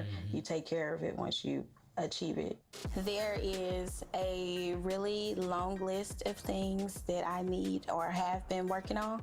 My pipes burst, so that flooded my crawl space, getting my floors leveled, getting windows replaced, getting a stove installed. The gas lines need to be replaced. And today I am battling yet another sewage backup. Sometimes I think like maybe I could just move somewhere else. It'll be easier. But then I think about the generations before me and how they kept it in the family and how they went through and they kept fixing stuff on the homes and then passed it down to me. So that keeps me going. That keeps me invested in the property. So I did apply to a program that could possibly be a resource to help me out. It's called 1256 Movement. So they will grant you up to $10,000 to help with the projects you're working on. And I just have so much going on with the house. I mean, I'm just taking it step by step to do what I can do. I truly don't want to sell my home, but it's really becoming overwhelming, and I want to provide a comfortable space for my daughter to grow up in. I'll come back and check on you.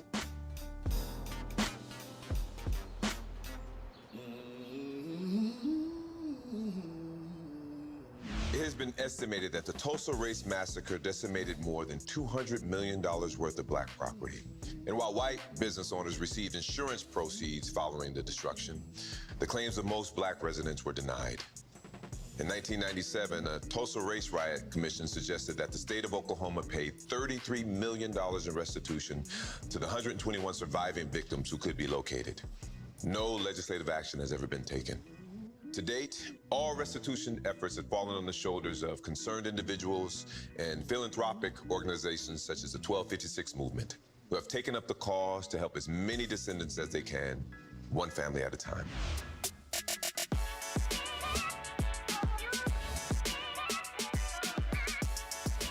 Good morning. Good morning. How's it going? Good. How are you? Doing well. Sorry Chuck can't join us today. He's out on a job site. Oh, he's got lots to do. Gotta keep the business Clients, all kinds of stuff going on. Yeah. I'm Chuck. And I'm Amber. And we are founders and owners of ALG Real Estate here in Tulsa, Oklahoma. And we're also board members with 1256 Movement. How are things with you? Good. Good. Saw my grandson. How old is he now? He's 4 months. Oh my gosh. Yeah. That's lovely. Greg Taylor, he's just an awesome human being. He's like our mentor. Yeah. When we started building homes, he helped us walk through that first process of building our very first house. Whoa. Okay. I love this pattern. Look at that. This is beautiful. Oh my goodness. We began to learn that our visions for rebuilding Black Wall Street were in line. I just love to see things restored. Right. We're trying to restore neighborhoods. We're trying to redevelop areas that haven't been getting any love, right? We want to rebuild Black Wall Street. We want to bridge the wealth gap predominantly in this neighborhood by helping African Americans that just don't have the funds to maintain their home. Yeah. We've got All these applicants. And we've been able to help how many families now? Been able to help 12 families so 12 far. families. I studied racism. I studied white supremacy. Specifically started to learn about the massacre of 1921. There were hundreds of black people killed by white mobs. There were white men and boys who were deputized, given guns by the Tulsa police, and told to go and get a black person using the N-word, go and shoot. The fires were all to cover up the looting and the murders. And then I learned that the city immediately started passing fire codes so that black people would have a harder time building their homes back. And when I learned that story, I realized if white people that looked like me burned 1,256 homes in one day, June 1st, 1921, then over the next 10 years, white people should be involved in helping to rebuild 1,256 homes. The applications, so I know that we have a lot of them, but we've been narrowing it down. Well, all of them are great, but a few of them stood out to us. Yeah. Like, I think Rachel Walker. Oh, yeah. Rachel Walker stands out because you remember seeing in her app, she didn't have an HVAC system. That's right. Somebody who complained to the city about homes that were substandard, and her home was one of those homes. And people were trying to get those condemned and then put on auction. Wow. And she had to fight for her home. There was a meeting held down at City Hall, and they had pictures of people's homes in this neighborhood rated poor, fair, and in good condition. And that picture of my house was from 5 years ago. My house doesn't look like that anymore. So they were ready to execute on eminent domains and take people's property and displace them. Wow. If they take my house, where am I gonna go? This home was passed down from generations. There was nothing that is gonna stop her from keeping her home and also maintaining it. Okay, so I noticed there's no stove. How have you been cooking? So I use my hot plate, my air fryer, my little toaster oven. If it's something that I can't do with those, then I just go to my mom's house. Okay. That part of her story really stuck out to me. I agree. Yeah. I'm excited to see her reaction and what she does with the funds. You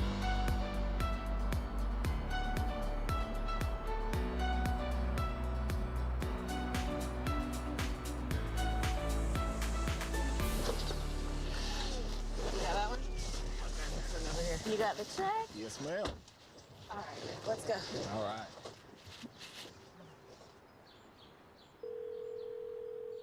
Hello, hey Rachel. Hey, it's Amber with 1256. We just stopped by. We had a quick question for you. Can you come out? We have a question about your archway. Okay. Okay. Man, she's gonna be so hyped. 1, 2. Congratulations! Rachel, so you have been accepted as an applicant. We are conveying a $10,000 reparation payment to you from 1256 Movement. Oh my God, thank you. I appreciate it so much. Congratulations. I'm really excited to be chosen as one of the recipients of the $10,000. I just can't believe that they chose me out of all the applicants and all the people who are also deserving of this opportunity. Your story just touched all of us, especially me, being a mother as well.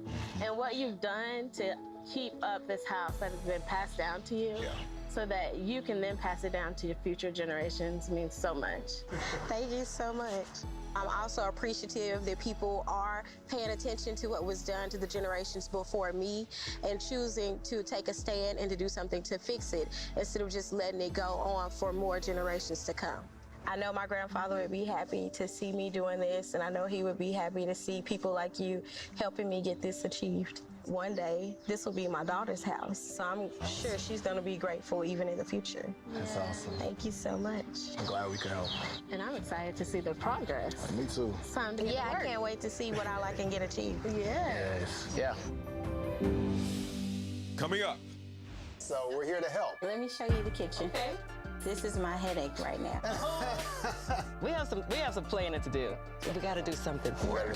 I can't wait to see what they have for me. Oh my God, I love her. Amber and Chuck found a recipient to gift the $10,000 grant to. Recipient seems like a really cool person, Rachel. Yes. Right? So we're on our way to meet her now.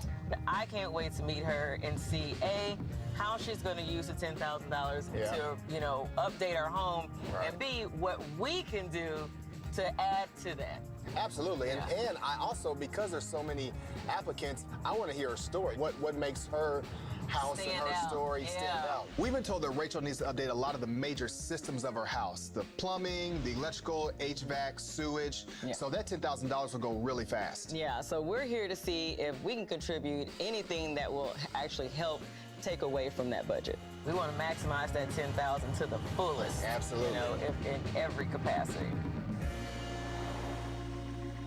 Hey, Amber. Hey, how are y'all? Good to see you. So good to see you. Meeting us here. Yes. This house is so cute. Isn't it? I love it. So it has a lot of rich history. The owner, Rachel Walker, Yes. she's an amazing person, a mother, a homeowner of this home that's been passed down from her grandfather, and it was previously owned by her great aunt. Wow. So she's trying to make an impact and pass down this house to her daughter. And it's a beautiful looking house. So to keep that going would be amazing.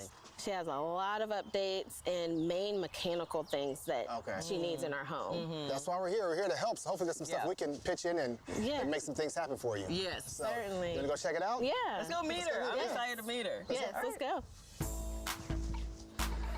All righty. I am excited.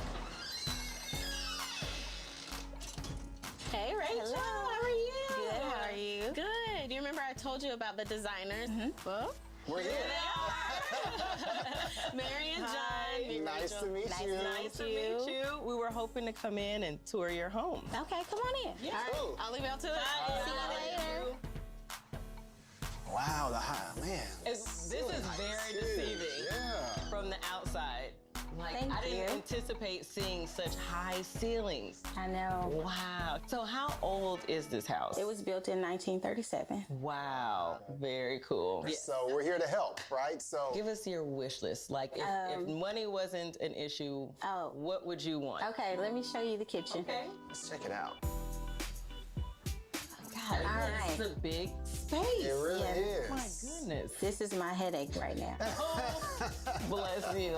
Okay. If money wasn't an issue, I would pull the bottom cabinets and just replace those and redo the flooring because it's messed up. Okay. This is as far as I've gotten. This wall. This wall right here? Right here. Okay, all right. So you open that up to create a pass-through so you're not in here alone. You can be a part of the conversation. Yes. Got you. And so I see right now you have your countertops here and your cooktop looks like it's over there in the corner. Is that right? Makeshift. Yeah. Makeshift? All right. That is actually for the refrigerator. Right. But it's too wide. So if I put it right there, I can't open the back door. Right. That's right. So you would need like a counter depth fridge. refrigerator. Yeah. Okay. And then your cabinets. So you talked about the cabinets being original to the house. So I love this antique look. Yeah. Yes, it's so charming and it just really tells the story of the home. I love that you want to continue to tell what your part of the story. So would you want to keep these upper cabinets? Yes. Okay. Okay, that's good to know. That's definitely good to know. Me being a child going there with my grandfather when he owned it as a rental property, I saw the home transform several times. I remember the cabinets being different colors in between different tenants. And then now as I'm coming into making changes, I get to see it once again transform into something else. And then what about the bottom cabinets? I want these going as soon as possible. Okay. Obviously, there's a lot of projects going on in here. So what we're gonna do is kind of think about it, wrap our heads around and see where we can be the most effective and also useful to you as well.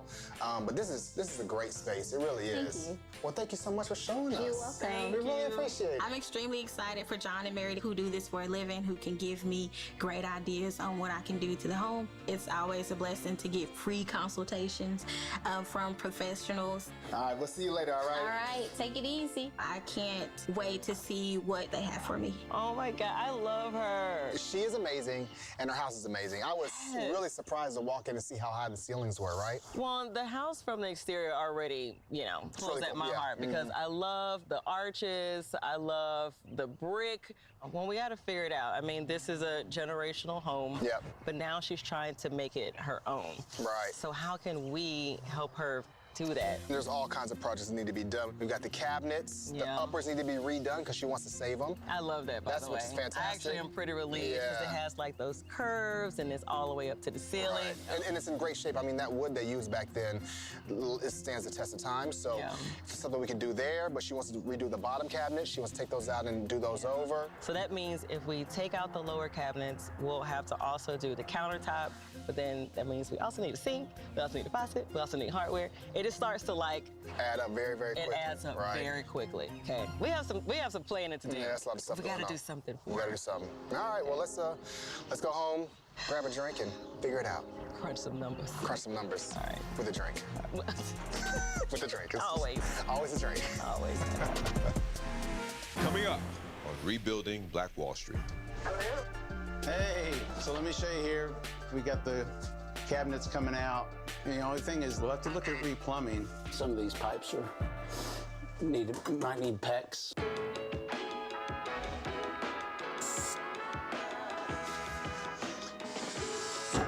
I'll let you take it, Steven.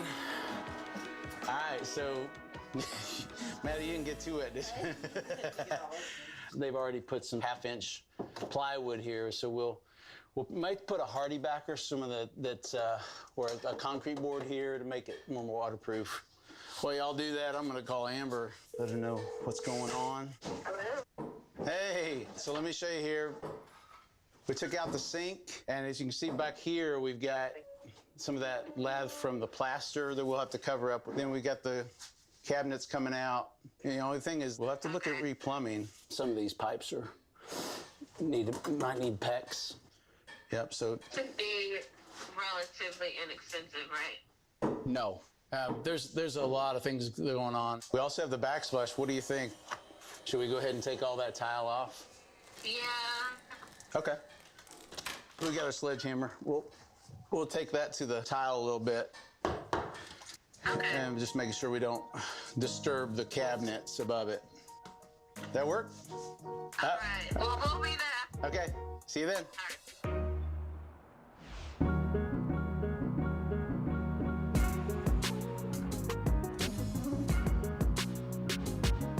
Hey guys. Hey, how you doing? Victor. How you doing, man? Good Nice to meet you. I'm John. Phil, nice to meet you. My pleasure. And seeking to learn everything we can about Greenwood, two names consistently come up: Victor Lukerson and Bill White.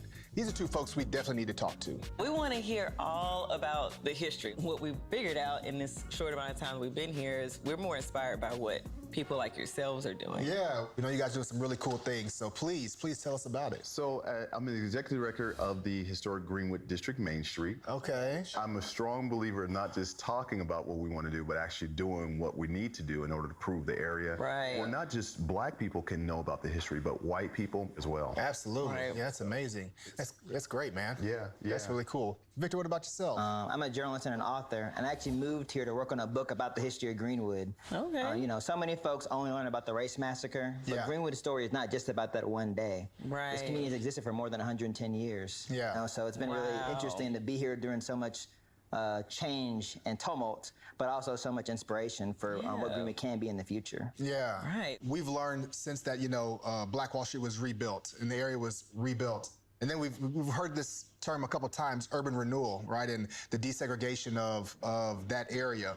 What did that encompass? Like, how did it go from Black Wall Street being rebuilt to then all of a sudden it being dissolved? What was that like, and how did that occur? I mean, really, it's a story that begins right after the race massacre. Okay. So, we know that Greenwood was destroyed. 1,256 homes were destroyed. Hundreds of businesses were destroyed. And the community did rebuild, but they had to rebuild in some cases in a very ramshackle way, right? Mm-hmm. So you would see 30s, 40s, 50s, some of these buildings that are rebuilt were from this hasty reconstruction right afterwards. Gotcha. So that happens first. Because they never got any restitution for what happened during the race massacre, you fast forward a few decades, now it's a blighted neighborhood. Right. And now there's sort of rationalization for destroying it. In my research, actually, I went to the Urban Renewal Authority archives in Tulsa, and you can find documents, the planning documents from the Urban Renewal Authority calling Black neighborhoods parasites. Oh, no, wow. Wow. And sort of creating a rationalization to destroy it, quote unquote, for your own good. I think one of the key things that people have to realize is how important voting was and is. Yes. Without a lot of the things that took place in Greenwood was the folks could not vote. Yeah. And so if you don't vote or can't vote, don't have a voice. You don't have a voice. Right. You cannot determine your future. Right. So I think everyone, I don't care what you have to do, you need to at least vote, register, vote. A lot of times we talk about voting, but there's no knowledge behind the vote, right? You don't even know what you're voting for. You think you're voting for one thing, but you may be getting something totally different, right? I think that's a really key component of it. When it's presented to the public, it was presented in a positive light. That's something that was going to benefit people. Right. But that did not happen because the money for rebuilding was never provided. So there's a raising that happens, but then we don't get the rebuilding. And these neighborhoods could never really rebuild the way they could because of redlining, unfortunately. It happens in such small increments that the story doesn't get told in one encompassing piece, which is why we're so happy to be a part of this, because we can tell these different parts of the story. So thank you guys for what you're doing. Yeah, well, welcome to Tulsa. Yeah. Thank you. Welcome to Black Wall Street. Glad to have you guys here. Absolutely. Absolutely. Coming up. Well, we only have 2 days, really. Wow. I know, surprise. That's all we have. Rachel will be out of the house. Oh, yes, refrigerator. That's a huge refrigerator. Hold on, man. Oh, heck no. Hold on, man. This is not the right fridge. This ain't the right fridge. Are you sure? We don't have time for this.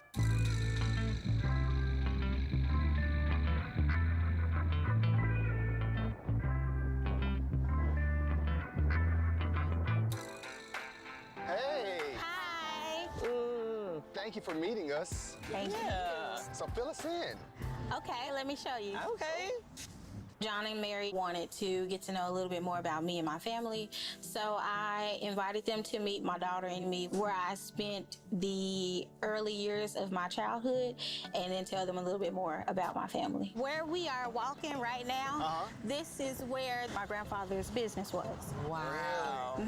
For 56 years, my grandfather ran a dry cleaners and laundry named Farley's Cleaners. His original business was on Greenwood. Gotcha. Okay. And he was required to move from there. So that's how he ended up here on Peoria. My grandfather's first location, he had to move because they brought in the university. His second location, he had to move because they decided to widen the streets. Everything that you see down here, where there's nothing, it used to be businesses and homes all up and down this street. When they came to widen the streets, all the homes and the businesses were required to move.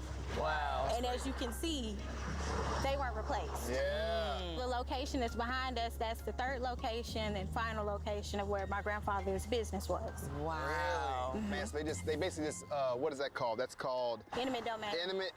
Eminent domain, that's Yes. right. For many black families impacted by the so-called urban renewal policies of the 1960s and 70s, it wasn't just their homes that were taken. It was also their businesses and their livelihoods. The government took ownership of privately owned real estate for public purposes in exchange for, quote unquote, fair compensation. After the land was cleared, local governments sold it to real estate developers at below market prices, destroying whatever equity the original black owners had built in the property, and forcing another generation to start all over again.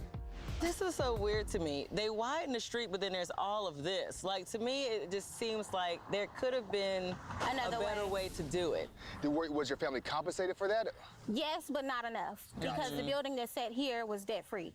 The building over there, he had to go into debt to build that building. Wow. Yes. So when he decided to close, he closed with debt from that building. That business was very dear to my family. That's how I grew up, seeing my family every day. That's all we knew.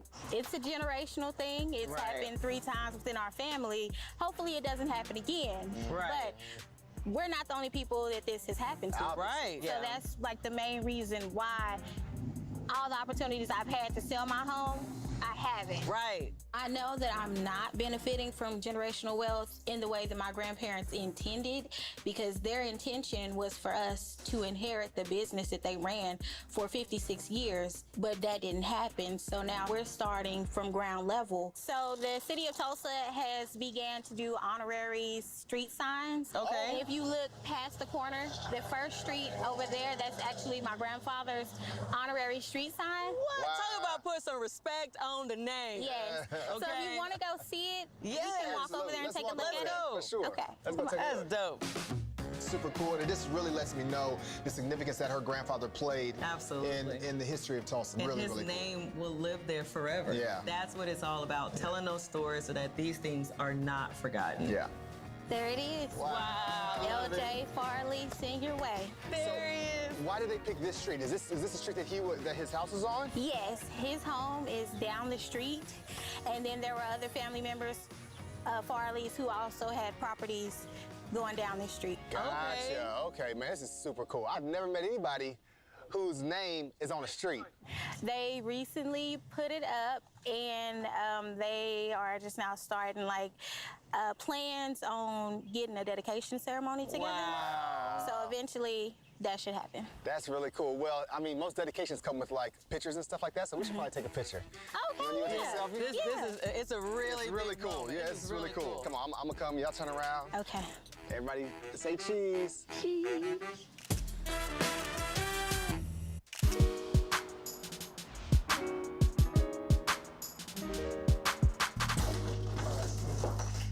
Hey guys. How you doing? Good. What's going on, man? This is Johnson. Boom. How are you? Say what's up. Man. Yes. He's our helper for today. There we go. I love it. So what do we have? Give us a breakdown. What we're working with. So the schedule is, well, we only have 2 days, really. Wow. I know, surprise. That's all we have, where Rachel will be out of the house. Okay. We have some volunteers through 1256. Awesome. Okay. We'll need your help and your expertise with the cabinets, All right. all of that. Furniture. In 2 days. 2 days. All right. We can do it. All right. So yeah, I definitely can help out. I'm pretty good with my hands. I brought my tools, a lot of carpentry things. So if you got, any busher block or any wood elements that need to be done, I definitely would jump in and help out. And Johnson said he's coming with me, so. There we go. Game plan. Let's rock this out. Let's do it. Let's go. All right, let's go.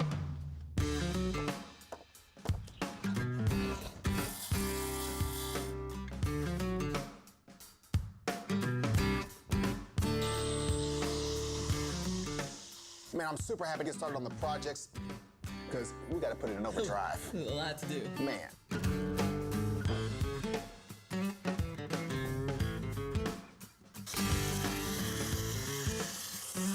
Hey, you. Hi. Oh, man. All right, I just wanted to give you guys an update on where we are. Everything's looking good. Cabinet color is beautiful, but now we just have to do all the finishing touches, which, of course, to me, I feel take the longest. Hardware, finishing up the beadboard, and then furniture's coming in, including appliances. Okay. So you're telling us that we need to move fast? Double time. Double time. Yeah. All right. Look how little. I don't know how to. Oh, here, let me help you. And my hammer pants. And your hammer pants got on. Here, let me help you up. Let me help you up. I don't want to rip them. Thanks. All right, she put it on us, so let's get to it. We good? Yep. All right.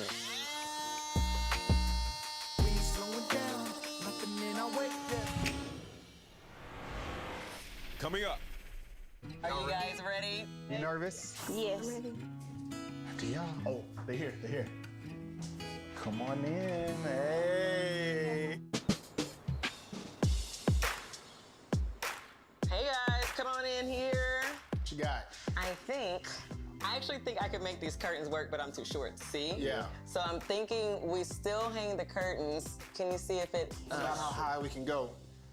That's how high you can go? Yeah, for it to touch that's the bottom. fine. There's this beautiful kitchen window that is right in the center of her cabinets. And Rachel wanted to keep those upper cabinets. Yep. She loves the upper cabinets. So I had this idea to take some of the old cabinet doors and make them into a window valance. Let's see. See if we just... This has to come off in order to get that, but that'll give us that. This would actually be cool. How many times do you think these cabinets have been painted? Man, I got blue, so have you found blue? Oh my God, look at that, there's blue in here too. Different blues. Wow. Blue, green, Old 70s green. Yeah. It tells the story of the home. It's a part of the home's history. So why not reuse this cabinet door, cut it down, and make it the perfect size for this window? We'll make it. Where we at, 48? 48. Perfect. It'll make it. Y'all lying. It'll make it. Good. Ooh, teamwork. Makes the dream work. Yes, sir. It's just another piece of the story that she gets to continue to tell. Right. Oh, I love it. It's like you know me. It's if you know me. Only 14 years. Actually, more than 14. You know what? That deserves a kiss. That's what I'm talking about. Mwah. Very nice.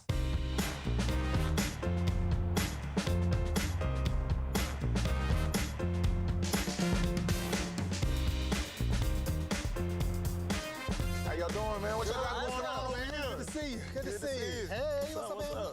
The appliances that we ordered. Okay. They're here. They just rolled in, so let's get it going. Okay, perfect. Well, I'm gonna leave you to put the brackets on. That way we can hang the curtains, and I will assist Miss Assist them. All right, cool. There we go. All right, cool. With the money that we're giving Rachel from 1256, we can finally tackle those big ticket items like replacing her hot water tank and also getting those plumbing repairs done. We're also getting her all new appliances. I can't wait till she sees them. All right. Bring it. Oh yes, refrigerator. That's a huge refrigerator. Hold on, man. Oh, heck no. Hold on, man. This is not the right fridge. This ain't the right fridge. This is way too big for what we're trying to do. Go ahead and put that down, man. Let me make a call real quick, man. This is crazy. It's huge. We don't have time for this. The wrong size refrigerator was delivered. When I tell you this is a catastrophe, we just don't have any time for any mess ups right now. I understand this, man. Hello? Hey, I just got a refrigerator, and it is the wrong refrigerator. We ordered a counter depth refrigerator, and we have a standard here. We gave you guys the refrigerator that you asked for. This is not the refrigerator that we asked for. You know, you do a lot of business. Let me see what we can do and get this thing resolved. Please, and make it happen fast, please. Thank you. We just need the right refrigerator, and we need to get it done immediately. Hello. Hey, Rachel. It's Amber. I just want to check in with you to confirm the time that you will be coming tomorrow at 3 o'clock, right? Yes. Okay. That might be a little too soon. Like 6:30. 6:30? Okay, that will work. We just want to make sure that you're able to see everything, and we're trying to wrap up and get everything done, but we need a little bit more time. Okay, I'll be there. All right, see you then. All right, y'all. So I bought us some more time, and she'll come at 6:30. 6:30. All right. Now we can actually drink water. Woo! To wrap things up. Tell me what you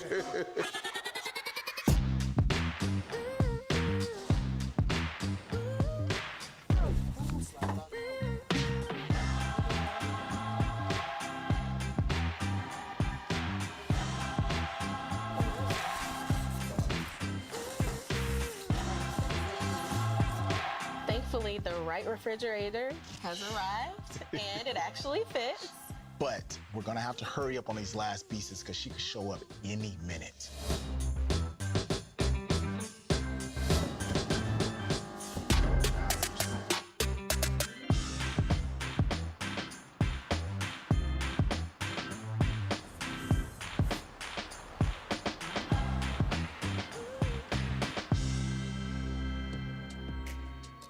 How's it going? Good, how are you? Good. Welcome back. Thank you.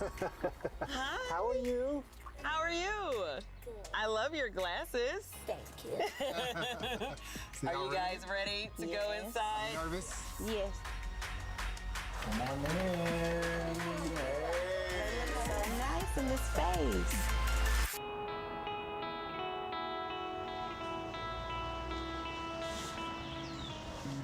So Are y'all you ready? guys ready to go inside? Nervous? Yes, very. Come on in.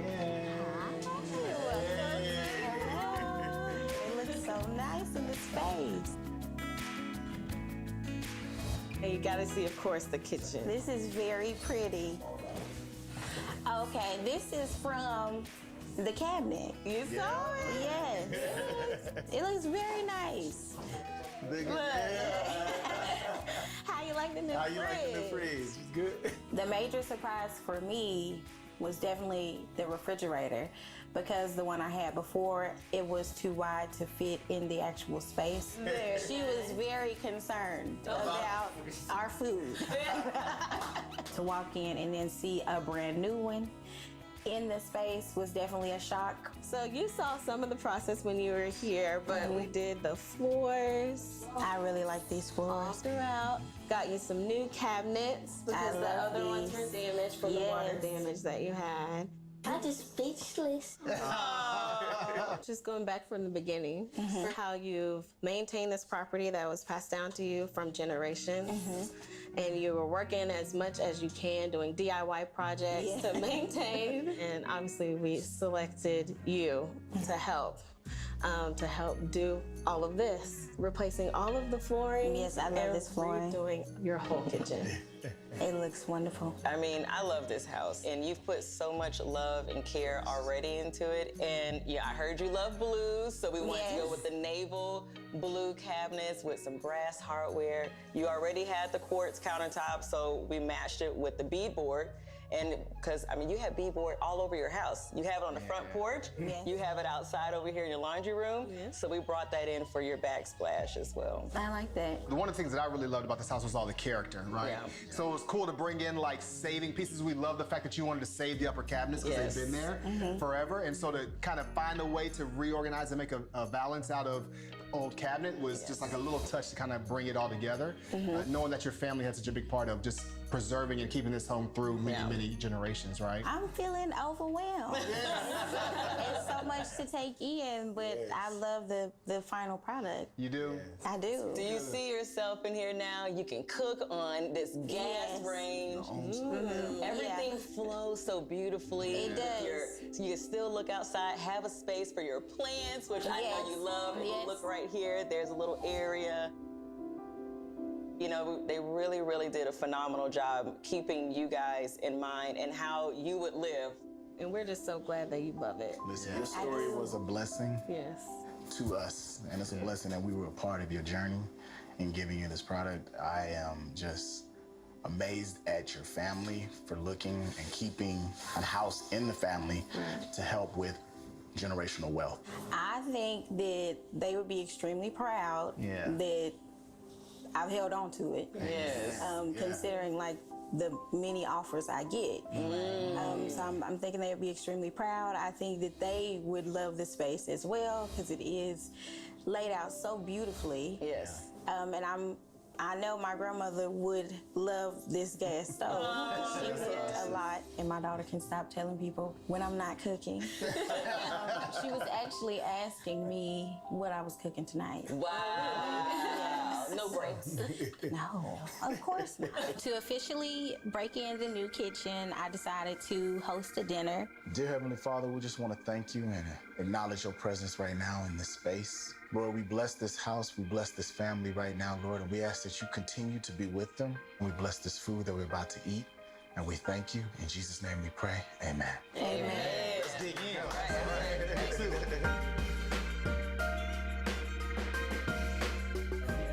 Ain't no waking about him home, I'm eating it.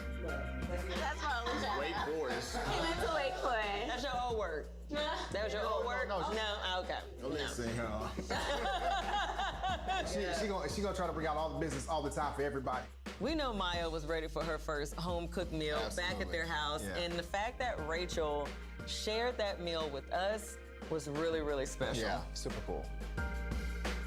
I am extremely appreciative there are people who genuinely help out of the kindness of their heart. I like that y'all took your time out and did everything how my mama liked it, just to make her happy. Given the scope of everything to be accomplished, this is a small but rewarding victory in the goal of rebuilding Black Wall Street. But it has had an outsized generational impact on this family and serves as an inspiration to the team to continue their quest to help as many descendants as possible.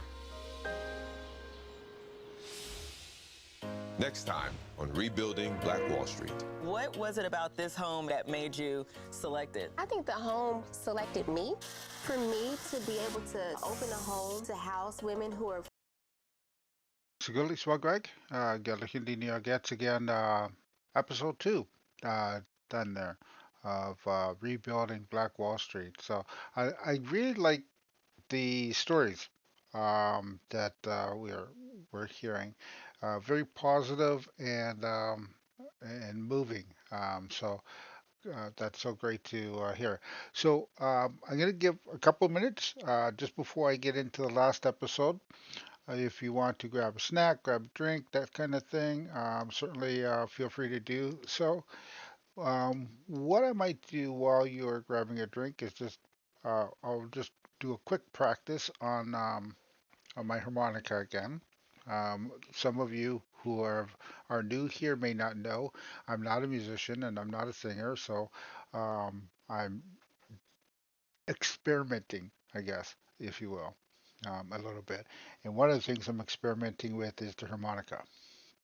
So if you can recognize what I play, then I'm doing something okay. And I think that hopefully you can do that.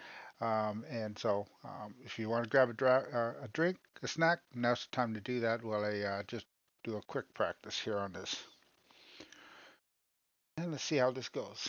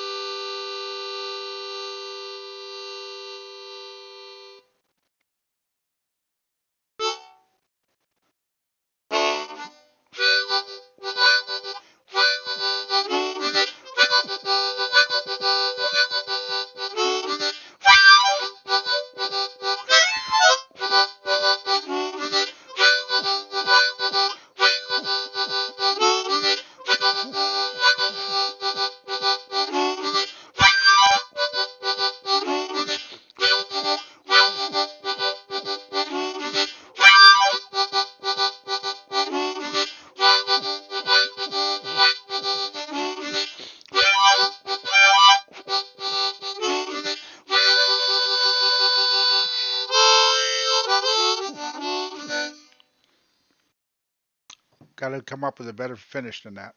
Uh, so, um, quick reminder: um, check out the schedule if you're looking to see what we're doing for Black History Month. I'm sure that it's going to we're going to add to it as we go along, but just for this particular week, I'll give you a quick idea of what we're doing today.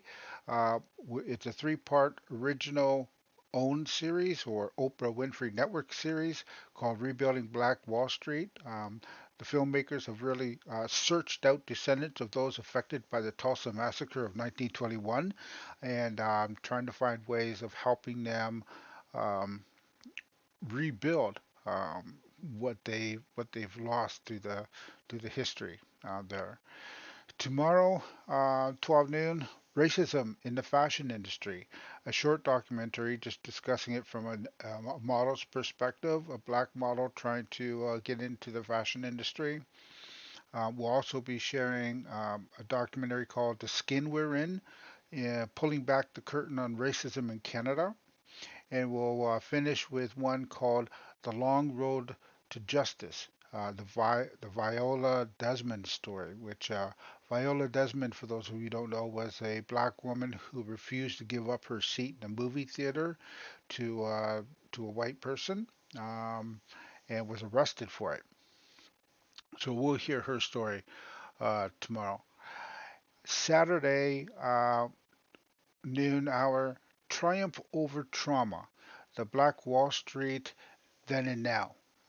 It's an hour and a half documentary with interviews that will show 3 survivors from the Tulsa race massacre, and all of them over 100 years old. This documentary was done in 2021, 100 years after the Tulsa massacre. So amazing that they found people that were still alive, but they found 3 of them.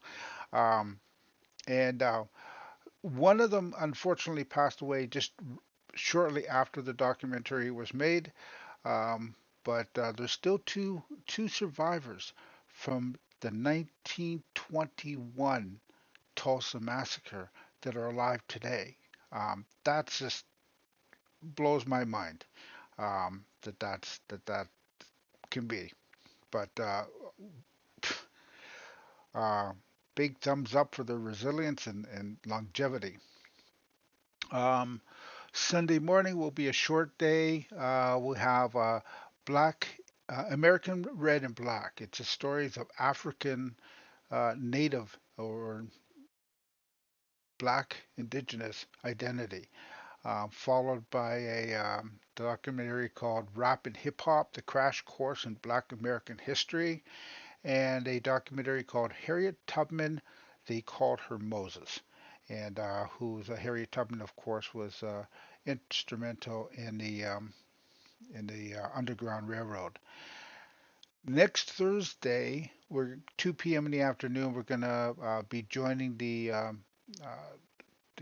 Gord Downey Cheney Winjack Foundation as they host Julian Taylor.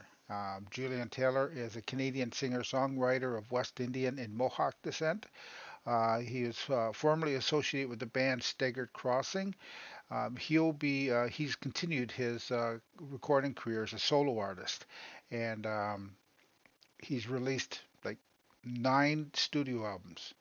So that'll be next Thursday at 2 p.m. in the afternoon.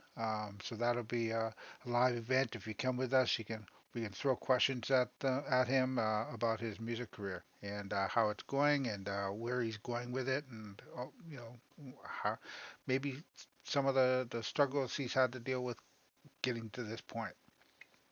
So that should be interesting as well. So let's get to our last episode. So I'm gonna get my mug off the screen here again, and we'll get started on this last one. And I hope you're enjoying these episodes. We're going to try to ensure that we're really bringing as much awareness and education regarding the Black History Month as we can, and kind of continue to raise awareness of social issues that are happening.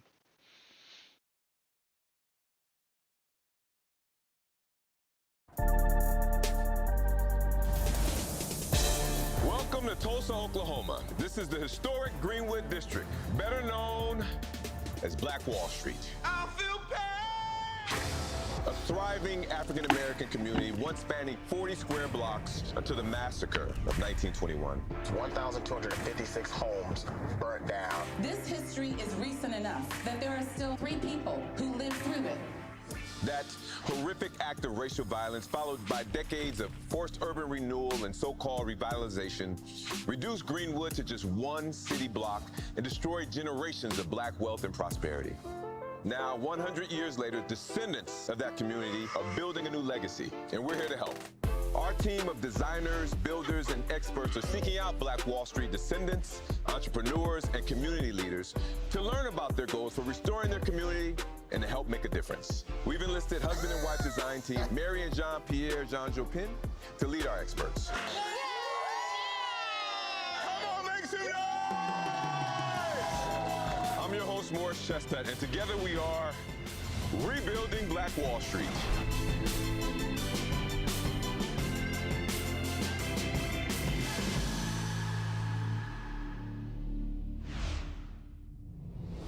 Tonight we meet Black Wall Street descendant Demaria Monday, who was on a mission to build Nia's Place, a transitional home for formerly incarcerated women. I've got this massive dream of what I want to do, knowing that I don't have quite the means to make it happen. And it's going to cost us more money to tear out the concrete. How much more money? See how organized I am when I'm making stuff versus when you make stuff. I'm so excited about John and Mary helping. There's a lot of work that needs to be done. Yes. You ready to get to it? Are you ready? I'm ready. Let's go. Oh my goodness. This is really starting to look like a kitchen. I make moves out of New York minute. I said my power has no limit. Good morning, good morning, good morning. How are you? How you doing? How you doing? Good. I'm All right. excited. My name is Demaria. I am a mother, a sister, a friend, and a change agent. My family's history is tied into Greenwood. I have a full-blooded Muskogee Creek grandmother, and so my people was part of the people who helped build Tulsa.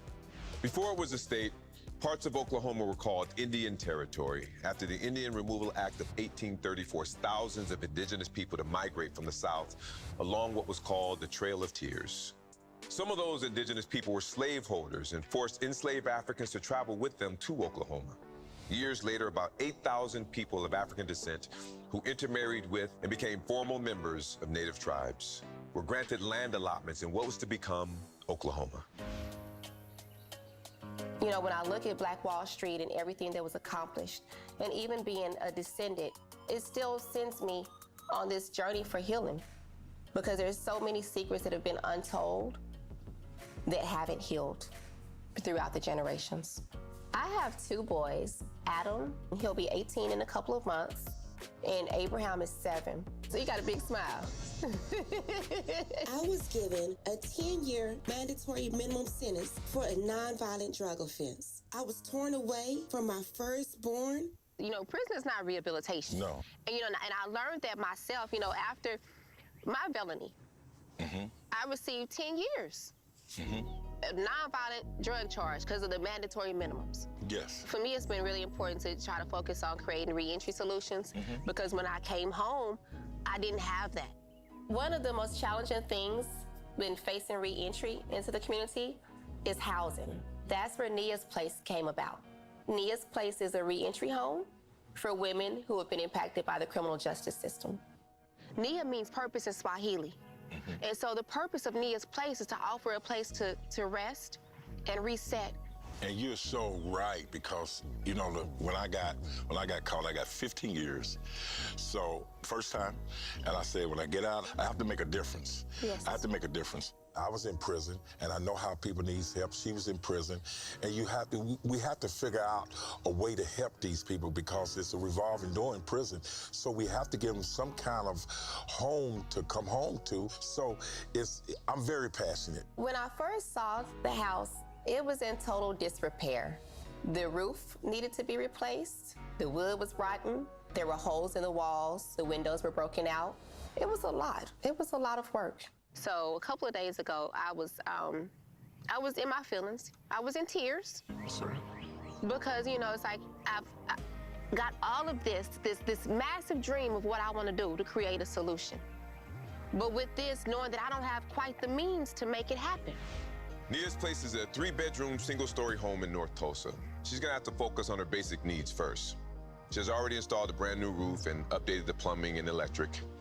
Now she must get the home move-in ready with new windows, new floors, kitchen and countertops, new paint inside and out, and new lighting fixtures. Carl and his team are preparing to tackle the heating next. The home will still need some furniture and decorations. For right now, Demaria must take one step at a time and move by faith, not by sight. Okay, so this is what we're gonna do. We have to, well, we got the wiring done, and what we'll do is, the heat is gonna go here. We got the copper that we run into the ceiling. So, Okay. And So we're gonna have central heat and air. Yes. And No window units. Okay, so we're gonna come in here. All the electric work's done, all the sheetrock is done. We're on the first bed in here, so we have 2 more beds to bed in. Oh, okay. And here your restroom. So I really want to create this beautiful space in the bathroom where it's like a spa-like experience where you come in and you don't want to leave. Okay. Because when you're in prison, you don't have that privacy. Okay. So we might as well put, a pretty bathtub in there and maybe something that even might, I don't know, if we're not gonna do a jet spa tub, but something just, that's Something like, nice. we I want it to understand be that. inviting and we want it to be warm. When you come in, you're just like, Okay. I see your vision. Okay. I'm with you. All right, I'll get you right there. All right, thank you. We are down to the wire. We're trying to get it ready for 6 women to move in, and there's still so much that needs to be done. We're running out of money, and if we don't get finished, then they won't have anywhere to live. We know we have a good cause. Yeah. We just don't have a lot of money to deal with. Exactly.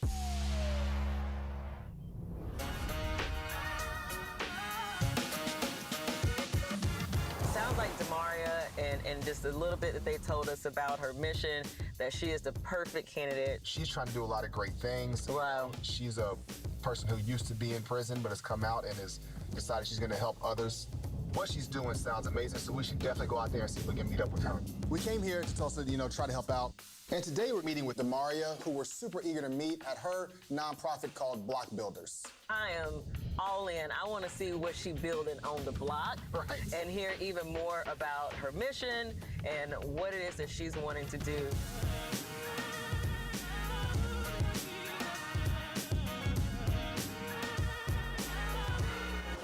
What a cool name. Hello. I'm Demaria. I'm John. Nice to meet you. Very nice to meet you also. We heard about all the work that you're doing here. We wanted to see how we can help you. Well, I appreciate you all coming. I'm formerly incarcerated. I spent almost 8 years in prison. Wow. And so when I came home, I understood the challenges of what it takes to be able to transition back into the community. 90% of women who are incarcerated have been subjected to some form of violence. Oh, wow.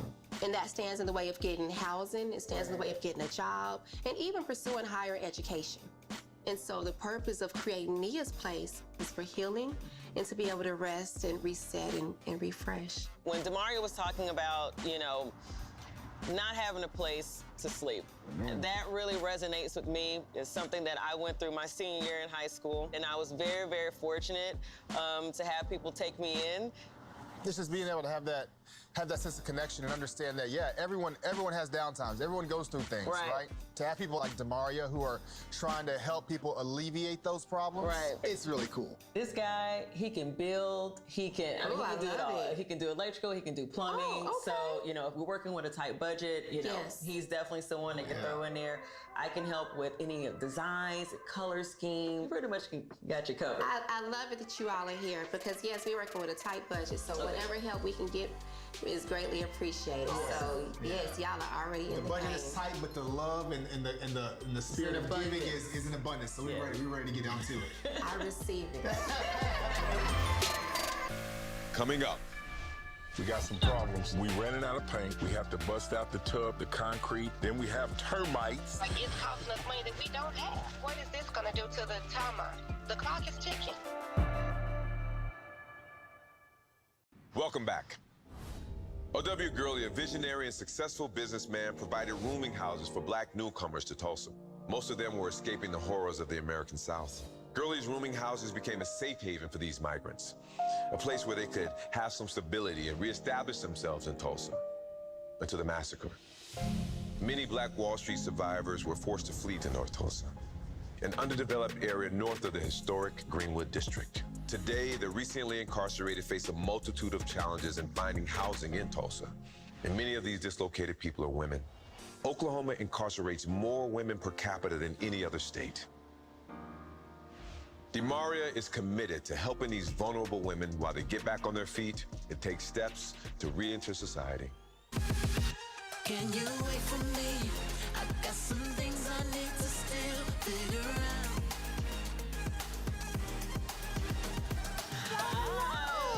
You doing all right? I am. Okay. I love the structure of this home. It's giving like mid-century, but then it has like the brick and the board and batten. Like, what was it about this home and this neighborhood that made you select it? It was really, I think the home selected me. Okay.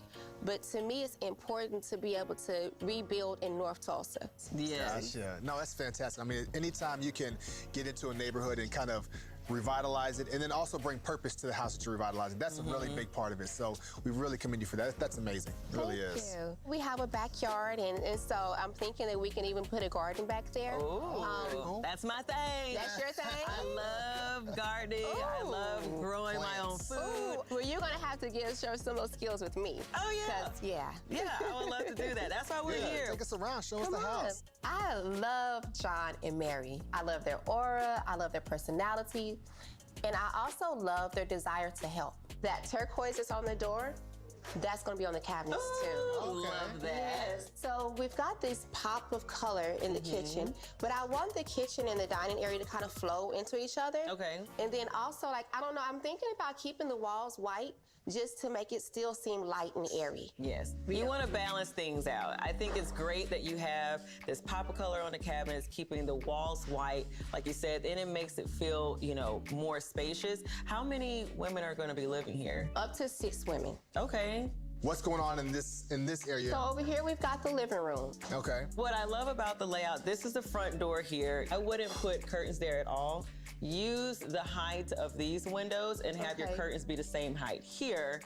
And then this is where their TV would go, and then you would have your couch and then another seating area here. Yeah. Yeah. You did a really good job with the layout and, you know, opening this up. So now it's just about making it functional and beautiful. And Most definitely. You're on your way. Thank you. So let me show you the rest of the house. Yeah, I definitely want to see the rest. Right this way. Are you gonna have built-in bunk beds? Or No bunk beds. Okay. Because mind you, when women are in prison, you're in bunk beds. And so we wanted to have the feel of a home, you know, so we don't want to make it seem like you're still in prison. Right. And so, no, we'll have individual single twin size beds. Okay. Yeah, we definitely need to measure it out because it looks real tight.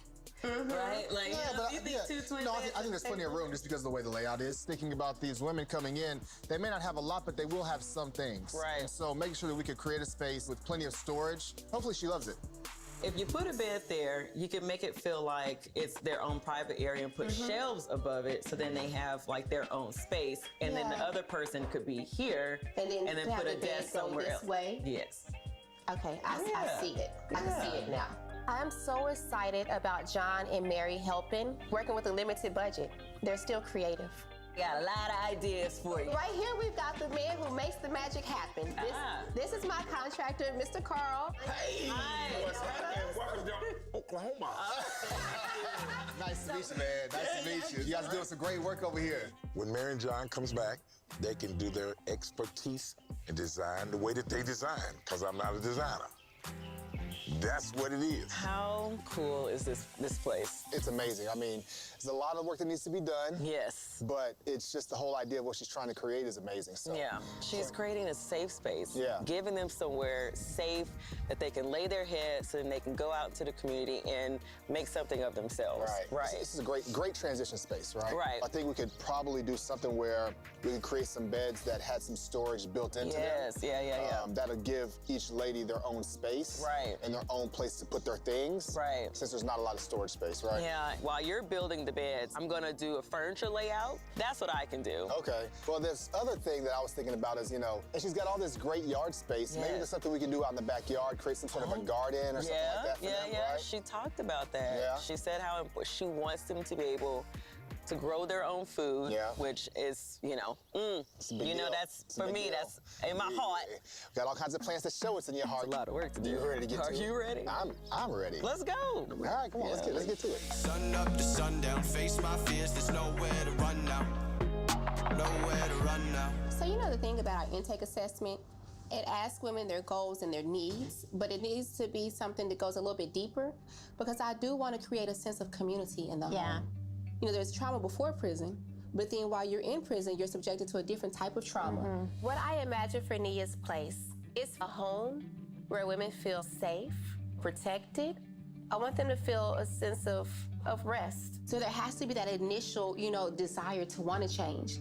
Because a lot of times what happens is that we get stuck in the victim mindset and not accepting responsibility for what we can do to make our lives different. Right. We want somebody that's right there on that cusp that wants something different, but they don't know how to get it. Women that are coming into the space that we know are willing to work on themselves. Yeah, because we only have room for so many women. We could fit 6 women in there max, So we're really gonna have to make some tough decisions to be able to think about who the 6 women are going to be for this that first space. home. Most importantly, we focus on helping the women remove mental barriers so that they can believe in themselves. And at the end of all of that is identifying a dream job that they can see themselves pursuing and actually attaining. There was no homes like this that existed when I came home. Formerly incarcerated people are 10 times more likely to experience homelessness. And in Black women, we even have a higher rate of homelessness once we've been incarcerated. That's why this is so desperately needed in our community. Breaking barriers and providing opportunities, just really removing all of those systemic barriers that just stand in the way. It's really fulfilling.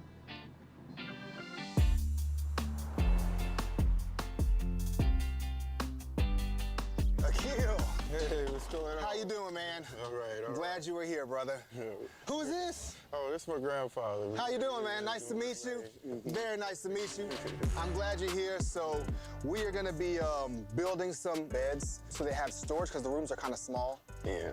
So we'll make sure that the ladies come in and they have somewhere to put their belongings, that kind of give them their own space in a pretty small room.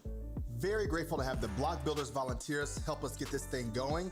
We have 3 bedrooms with 2 beds in each, so we have a lot of wood to cut and get assembled. I am glad you're handy. I'm gonna need all the help I can get, man. So I'm gonna bring these tools over there, and then you grab all your stuff and we'll get to work. All right, we'll get to it. Let's do it.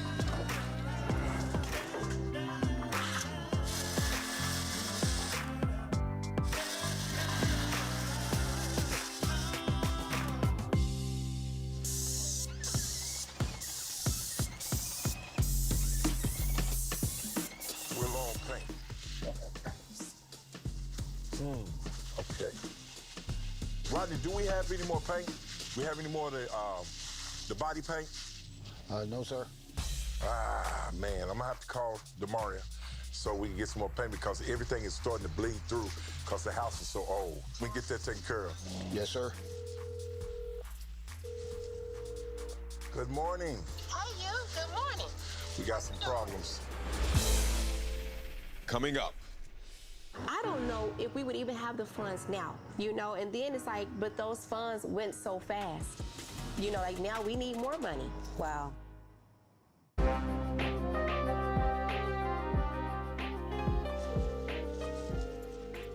Good morning. Hey, you. Good morning. We got some problems. We got some problems. No. I told you when we get into this project, because this house was old, we might have some things we're gonna go through, but I didn't know it was gonna be this much money. We ran out of paint. We're gonna need a lot more paint because the house is bleeding through. And then we have to bust out the tub. The concrete is joining, and it's gonna cost us more money to tear out the concrete. So, and then we have, then we have termites. How much more money? I can't really say until I get down to it, until I start opening up everything up. Oh, Carl. Our budget was a minimal amount. And so with that, any surprises that cost more money made me fearful and wondering how we're going to be able to finish. It's costing us money that we don't have. Understanding money is a problem. Yes. But so when we talk about, so not only is money a problem, what is this going to do to the timeline? The clock is ticking. And so we're looking at having it finished within, just a few weeks. I'm with you. Whatever it takes, I'm there. I'm going to ride the wheels till they fall off. I'm thankful, so I appreciate your help. No problem. I appreciate you too.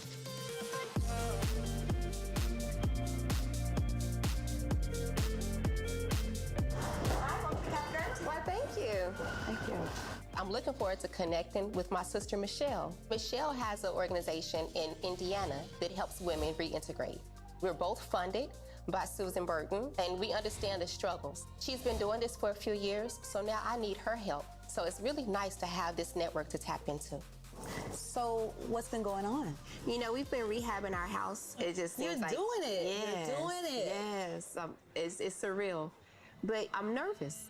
And you know, rehabs, it's expensive. The roof was damaged. Oh. And I had to replace the entire roof. So if it hadn't have been for Safe House Network, I don't know if we would even have the funds now. Wow. You know, and then it's like, but those funds went so fast. Now we need more money. Yeah. Because it's like, I'm excited to be able to get to the point to where it's like, okay, we're almost finished and we're running out of money. And it's like, how are we gonna get furniture? I can't even think about the furniture part because I'm still trying to make sure that we have flooring. Wow. I'm still trying to make sure that we have kitchen cabinets and appliances. I haven't even got to the appliances yet. Oh, wow. And those are big ticket items. That's the most challenging thing is like, wanting to do the work and not having the funds to do the work. Right. So I'm just, hoping and praying that somebody's heart will be touched, that they will help us. Right. Oh my goodness. I love that you said that because one of the things I was trying to work on in Indiana is building what I call the Indiana Pot. Okay. And the Indiana Pot is a group of Indiana residents who care about this program and this work in Indiana. And it sounds like that's what has to happen for you. In Tulsa, you need that Oklahoma pot of people who care about what's happening in Oklahoma to the women and the children in Oklahoma. I believe that that's something that people would buy into. You will inspire them and you won't even know to the depth of which you will inspire them.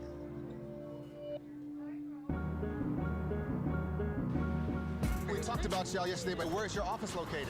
So that's it right there. Oh, wow. So y'all right in the heart. She was like, I gotta get me an office on Black Wall Street. Yeah. Today we're meeting with Amber and Chuck from the 1256 movement to learn more about Tulsa and to see if their organization could potentially be a fit to help Demaria with her extra fundraising needs. I can't wait for y'all to show us around, kind of show us what's going on. Yeah, most definitely. So here's the car. Let's jump in. Let's go take a look. Let's do it. So this church here, the bottom half, that wall over there, was the only surviving piece of the race massacre. And there were people hiding in that basement that were later survivors of the race massacre. The thought of 1256, and the reason why it's called 1256 movement is because there was 1,256 homes burnt down in the race massacre. Gotcha, okay. And we're going to revitalize and give to the Black community so that we can help rebuild home ownership in the Black community. With that program, they apply for grants. Is that how it works? Yes. Right. It's a really easy application. Now we have a long list. I'm sure. A lot of amazing stories. Right. And we wish we could help everyone, but of course, as a nonprofit, we struggle with getting those donations. But no, that's amazing. That kind of goes to the whole point of rehabilitating versus gentrifying, right? Yes. It was great learning more about the 1256 movement. Without a doubt, this is an organization that Demaria should connect with. It's Tulsa that we are still rebuilding Black Wall Street. Yeah, hopefully it never stops. It won't stop, Coming up. This is when the kitchen comes together. Line this up. Oh my goodness. This is really starting to look like a kitchen. Greenwood native Demaria is struggling to complete the remodel of Nia's place, her home for formerly incarcerated women. With its resources depleted, the project has come to a standstill. In an effort to secure desperately needed funds, Demaria has applied for a grant from the 1256 movement, a nonprofit supporting descendants of the massacre. the application, it basically has some funds available for Black Tulsans, whether you're homeowners or you're doing rehab. I love it. And it aligns perfectly with what you're doing. Oh, I love it. Up to $10,000. We can do a lot with $10,000, right? But in the meantime, John and Mary continue to work on their projects. Making progress, huh? You see me? So what do you think? It looks good. It looks good. You got the 2 levels. Yeah. You started to put the finishing touches on it? Okay, Yes, okay. but I just need help of you holding it on the other end. Teamwork makes the what? Well, no. It makes a double flower box. All right, let's do this one. I just want you to see how organized I am when I'm making stuff versus when you make stuff. Right, because what happens when I do it? It's a hot mess. But it gets done. Yeah, okay, I just want to make sure. Because I mean, you don't have a hot mess going on, but is it gonna get done? Oh, it's gonna get done. Maybe you need to go back inside. You know what? Actually, I got it now.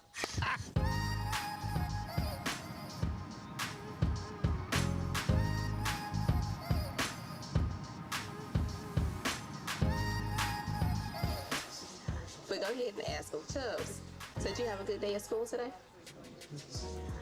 I mean, it was a normal day. It was a normal day? I'm really proud of you. Starting your own basketball team. Do you remember how old you were when you started playing basketball? I was probably like 5. When I first started playing, I wasn't strong enough to hold a basketball. And then eventually, like a year went by, I got strong enough to hold a basketball. Yeah. By this time, I'm probably like 6. I didn't get to play basketball because at your age, I had already stopped dreaming about who I could be. So I'm really proud of you, and and seeing in the next generation that you're so much better than me when I was your age. My dream for them is that they can see beyond their present situation. So I want for Chubbs to be a leader that doesn't fall victim to being part of a gang, because that's what the environment is. You know, like, you don't have to go to prison because your mom went to prison. So when I say I want more for them and I want to see leadership, then that's where that comes from. It's hard to believe that he is this big. Remember when you was keeping him? You know, if it hadn't been for you watching him like that, in order for me to be able to really focus on building block builders, I don't think that we would be where we are today. I dropped him on his head a few times. You're not supposed to tell anybody.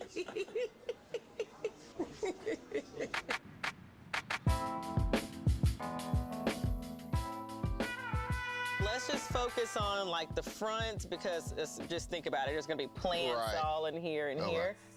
What I like to do when I'm creating these, pieces like this is I imagine, how they're gonna use it.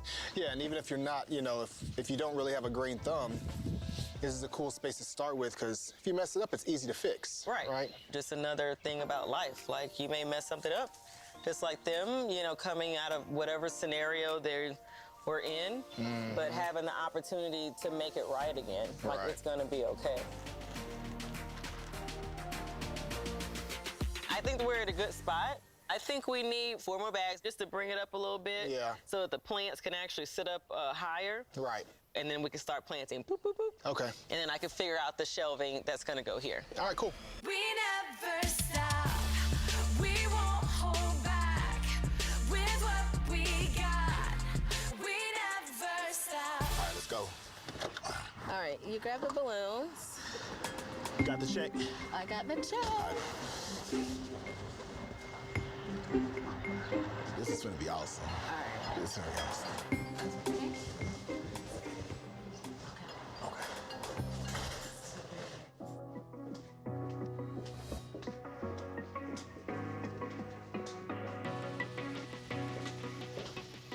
Congratulations! Demaria, well deserved. $10,000 to help go towards everything that you're doing with your remodel for Nia's place.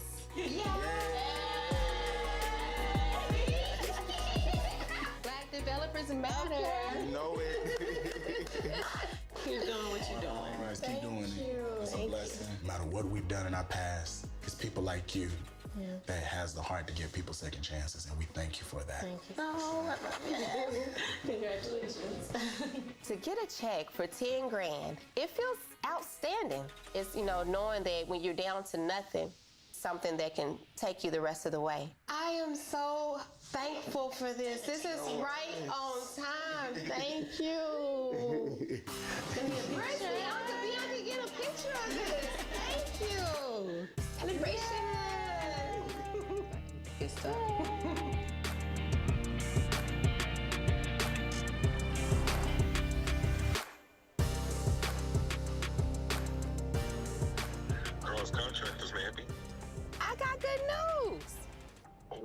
What's going on? I got some money to pay you now. Man, that's good news. Yeah. Finish. Yeah, we can finish. Sure. We got a $10,000 grant from 1256 Movement. Do you think you can finish us out with that? Yes, I think I can finish you up with that for sure. I will be back there Monday. Monday? Call the guys and put some guys to the side so we can get on you and get it knocked out. Okay? Okay, I'll be looking forward to it. I'll see you bright and early Monday morning. God is good. Coming up. I'm about a minute away with all of the furniture. Whew, we got a lot to do. Those can go inside of there.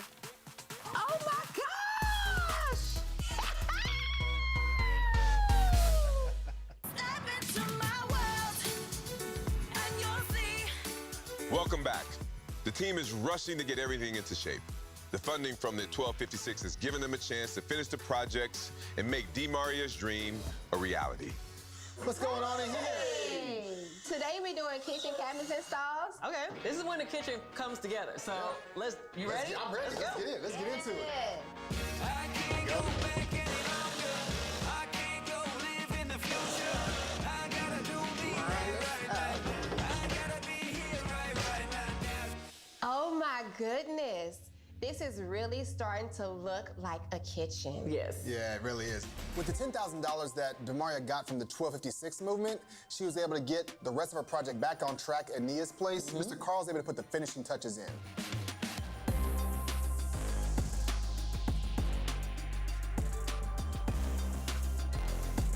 Meanwhile, Mary and I are finishing up our projects. The garden box looks terrific.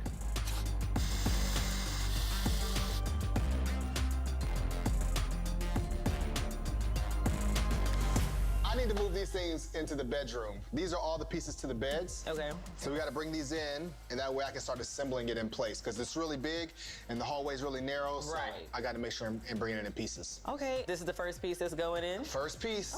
You ready? I stay ready, baby. Uh-oh. The beds and the garden box, everything is coming together. All right, we'll drop this in. All right, cool. I love it. Good job, right. honey.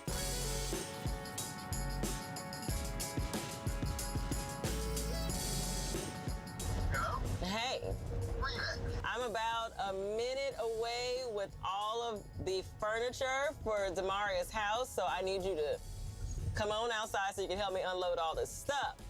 Tomorrow's the big reveal, and we have a lot to get done. Just don't run me over, ma'am. Well, you better move. Come on. All right, that's good right there. Sure. Perfect. The biggest part to me is the staging.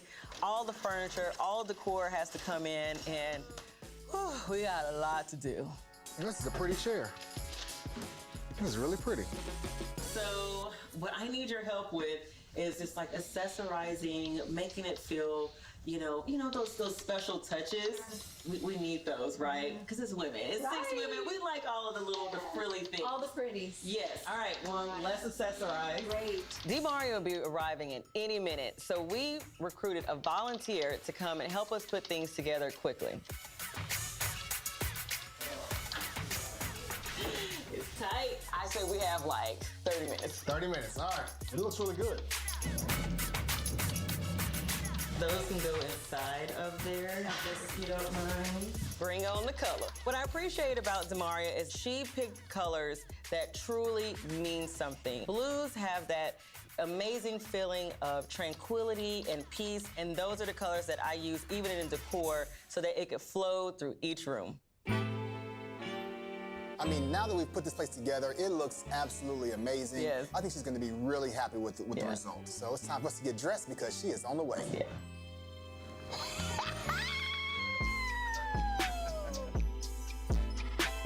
Oh my goodness. This is so beautiful. This really is soft, like, it's a clean feel.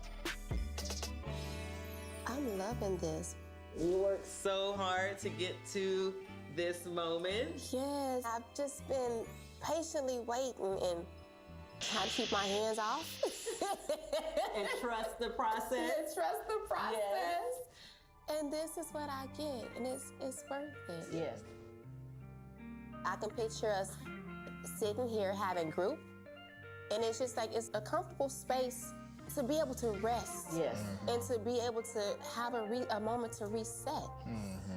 Just bringing in the softness, but still representing those colors that really mean a lot to you.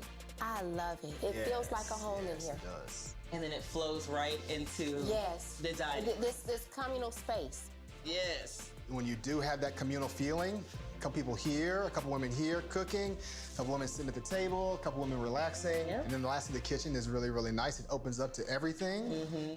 We can't forget the kitchen. This is so beautiful.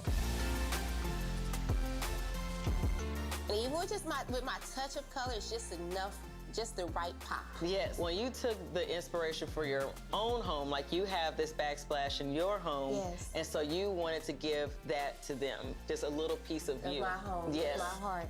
Well, I definitely want to show you the bedroom. You ready to go check it out? Yes, I'm definitely ready to see it. Let's go see. Okay. I'll let you lead the way. Okay. Let's see what happens. Oh. Oh my goodness, I cannot believe this is for us.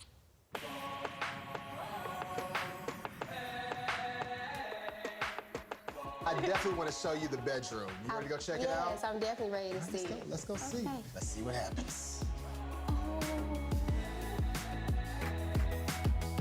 Oh my goodness, I cannot believe this is for us. Let me see. I love how it has the light to the side. Right. If you want to read it while you're in the bed, you don't have to have the bright light on. Right. We talked about you want to make sure they have some space of their own within this space, because this is going to house 2 women, right? Right. So we made sure that there was storage, so you could pull this out, and they can put all of their That is so belongings, and then it goes right back away, because you don't ever want your room to feel too cluttered, right? No. So you can slide it right back in. It gives both women plenty of space to kind of have their own things. And then the whole idea is to make it feel functional, but also feel homey. It's like you have this beautiful space to walk into. This is like walking into a home, right? And the beauty of it is being able to tell somebody that I've got a home for you. Yeah. Hopefully we'll be able to change our community. Absolutely, absolutely. And you're gonna change with it too, right? Yes. So proud of you and so grateful that we're part of it. I So, appreciate you. Let's go see. I think Mary had one more thing for Okay, us. let's see what else Mary has. Oh, I love the greenery in here. The plants really give it a whole different feel. I was blown away at the work that Carl did on the bathroom. You go in there and the different shades of blue. It's really relaxing and it has this tranquil environment. Every piece in it, the tile, even the detail of the mosaic inside of the niche, the vanity. And I love turquoise. Every room is blue. A different shade of Just blue. different shades, Right. you know. It's very airy and it's it's a beautiful space. It's nice and large. It has a spa-like feel. Like, I wish that I could soak in the tub there. I want for people to come in here, and when you look in the mirror and when you're standing in this space, you just be like, I feel pretty. Demaria, we have one last surprise for you. You ready? I can't wait. Come on. All right, let's do this. This is beautiful. I'm overwhelmed. I'm overwhelmed with all of this. Everything is just so beautiful. Thank you all. 1256 came in right on time with a check for $10,000. I was, really thankful because it's just the power of words. I would tell Carl, let's just do the work. If we do the work, blessings will come. Meeting John and Mary, knowing that, the bedrooms are small and you had to improvise, I didn't know what space was gonna look like. For them to be able to see the vision and bring it to life, my heart is full. Because I couldn't have done it better. It's amazing, the beauty of it. This is so beautiful. This is healing for the women that come into this space. Thank you all.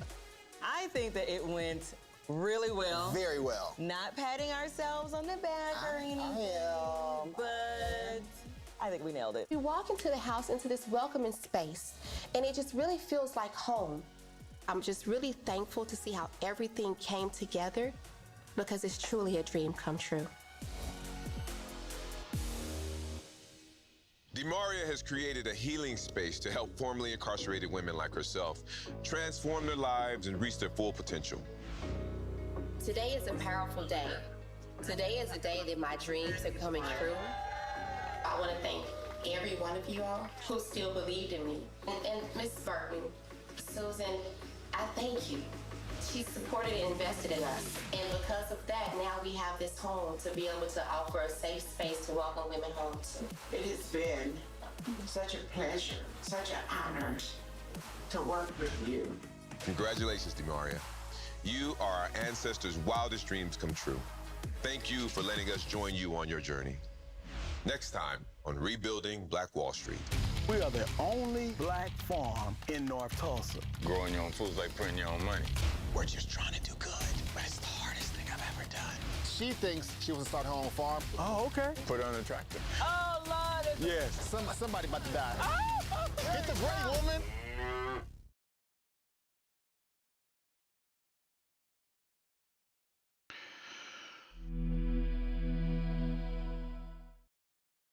So, Greg. So there you go. The third and final episode of Rebuilding Black Wall Street. And again, that was broadcast on the Oprah Winfrey Network and an original series that she produced for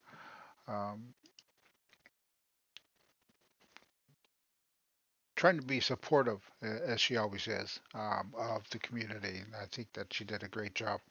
So what I'm going to do, as we always do, is I'm going to get ready to raid out. What I wanted to do before I do that, of course, is as we always try to do, is we try to share a version of the Peaceful Warrior, and just putting it here. And then we want to raid. There's a friend of ours of the stream who is actually celebrating his birthday today. His name is Eddie Brown. I hope that you will stick around and come over and share in the love with and help celebrate, even if you can just pop in and just say a happy birthday. That would be really awesome. I hope you'll do that. So while I'm playing a version of the Peaceful Warrior, I'll put the raid calls in the chat, and then we'll go from there. I'll put the raid calls in. So copy a raid call, refresh the chat, and so that you're counted properly when we go over, and then and just stick around at least to come over and if nothing else, just to come over and say happy birthday to Eddie Brown. So let me go in here, and I see Faustian's still in the chat, so I'm going to play Faustian's rendition again. So again, if any of you are not following Faustian already, I will give her a shout out there. You can see this, and put the link up at the top so that you can, makes it easier for you just to hit the heart. Yeah, and again, photo editors, I was really trying to start the month out with something positive, and feel good stories before we get into the reality check stuff that we'll eventually have to deal with at some point this month.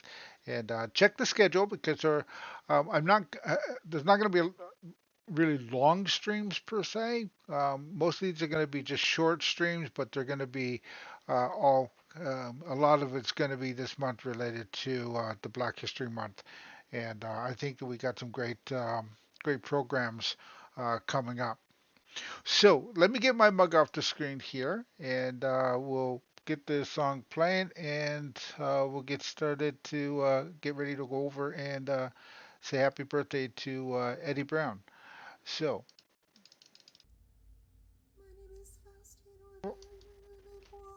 Wrong place. Try it again.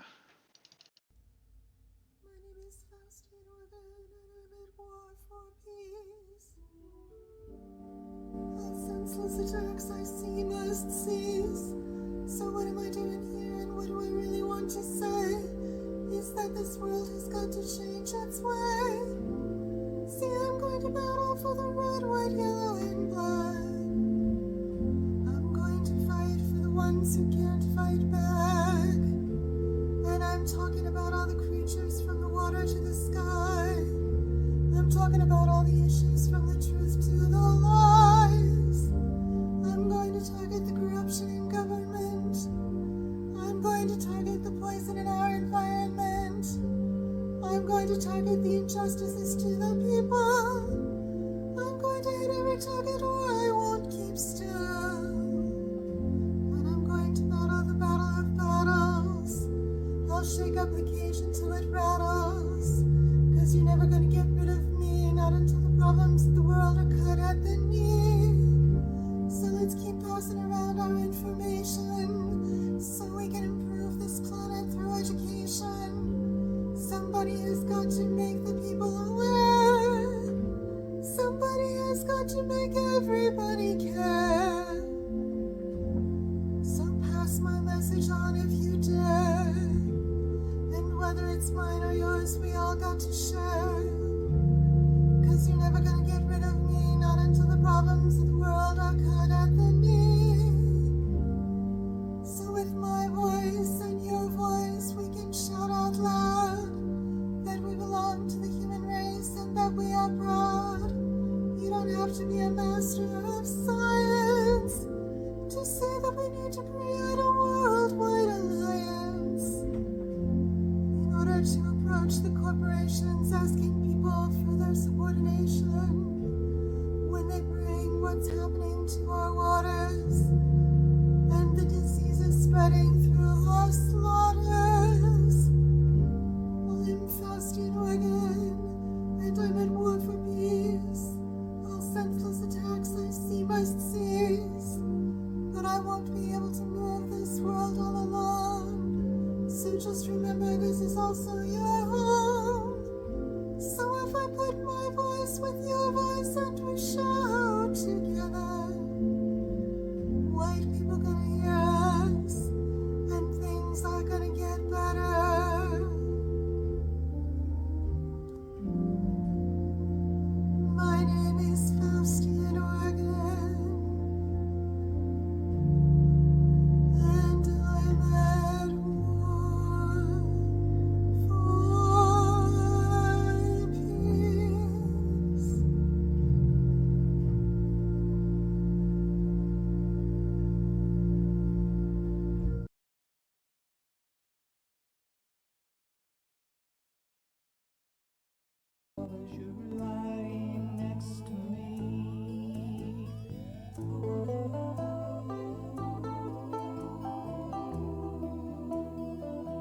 Dark Native.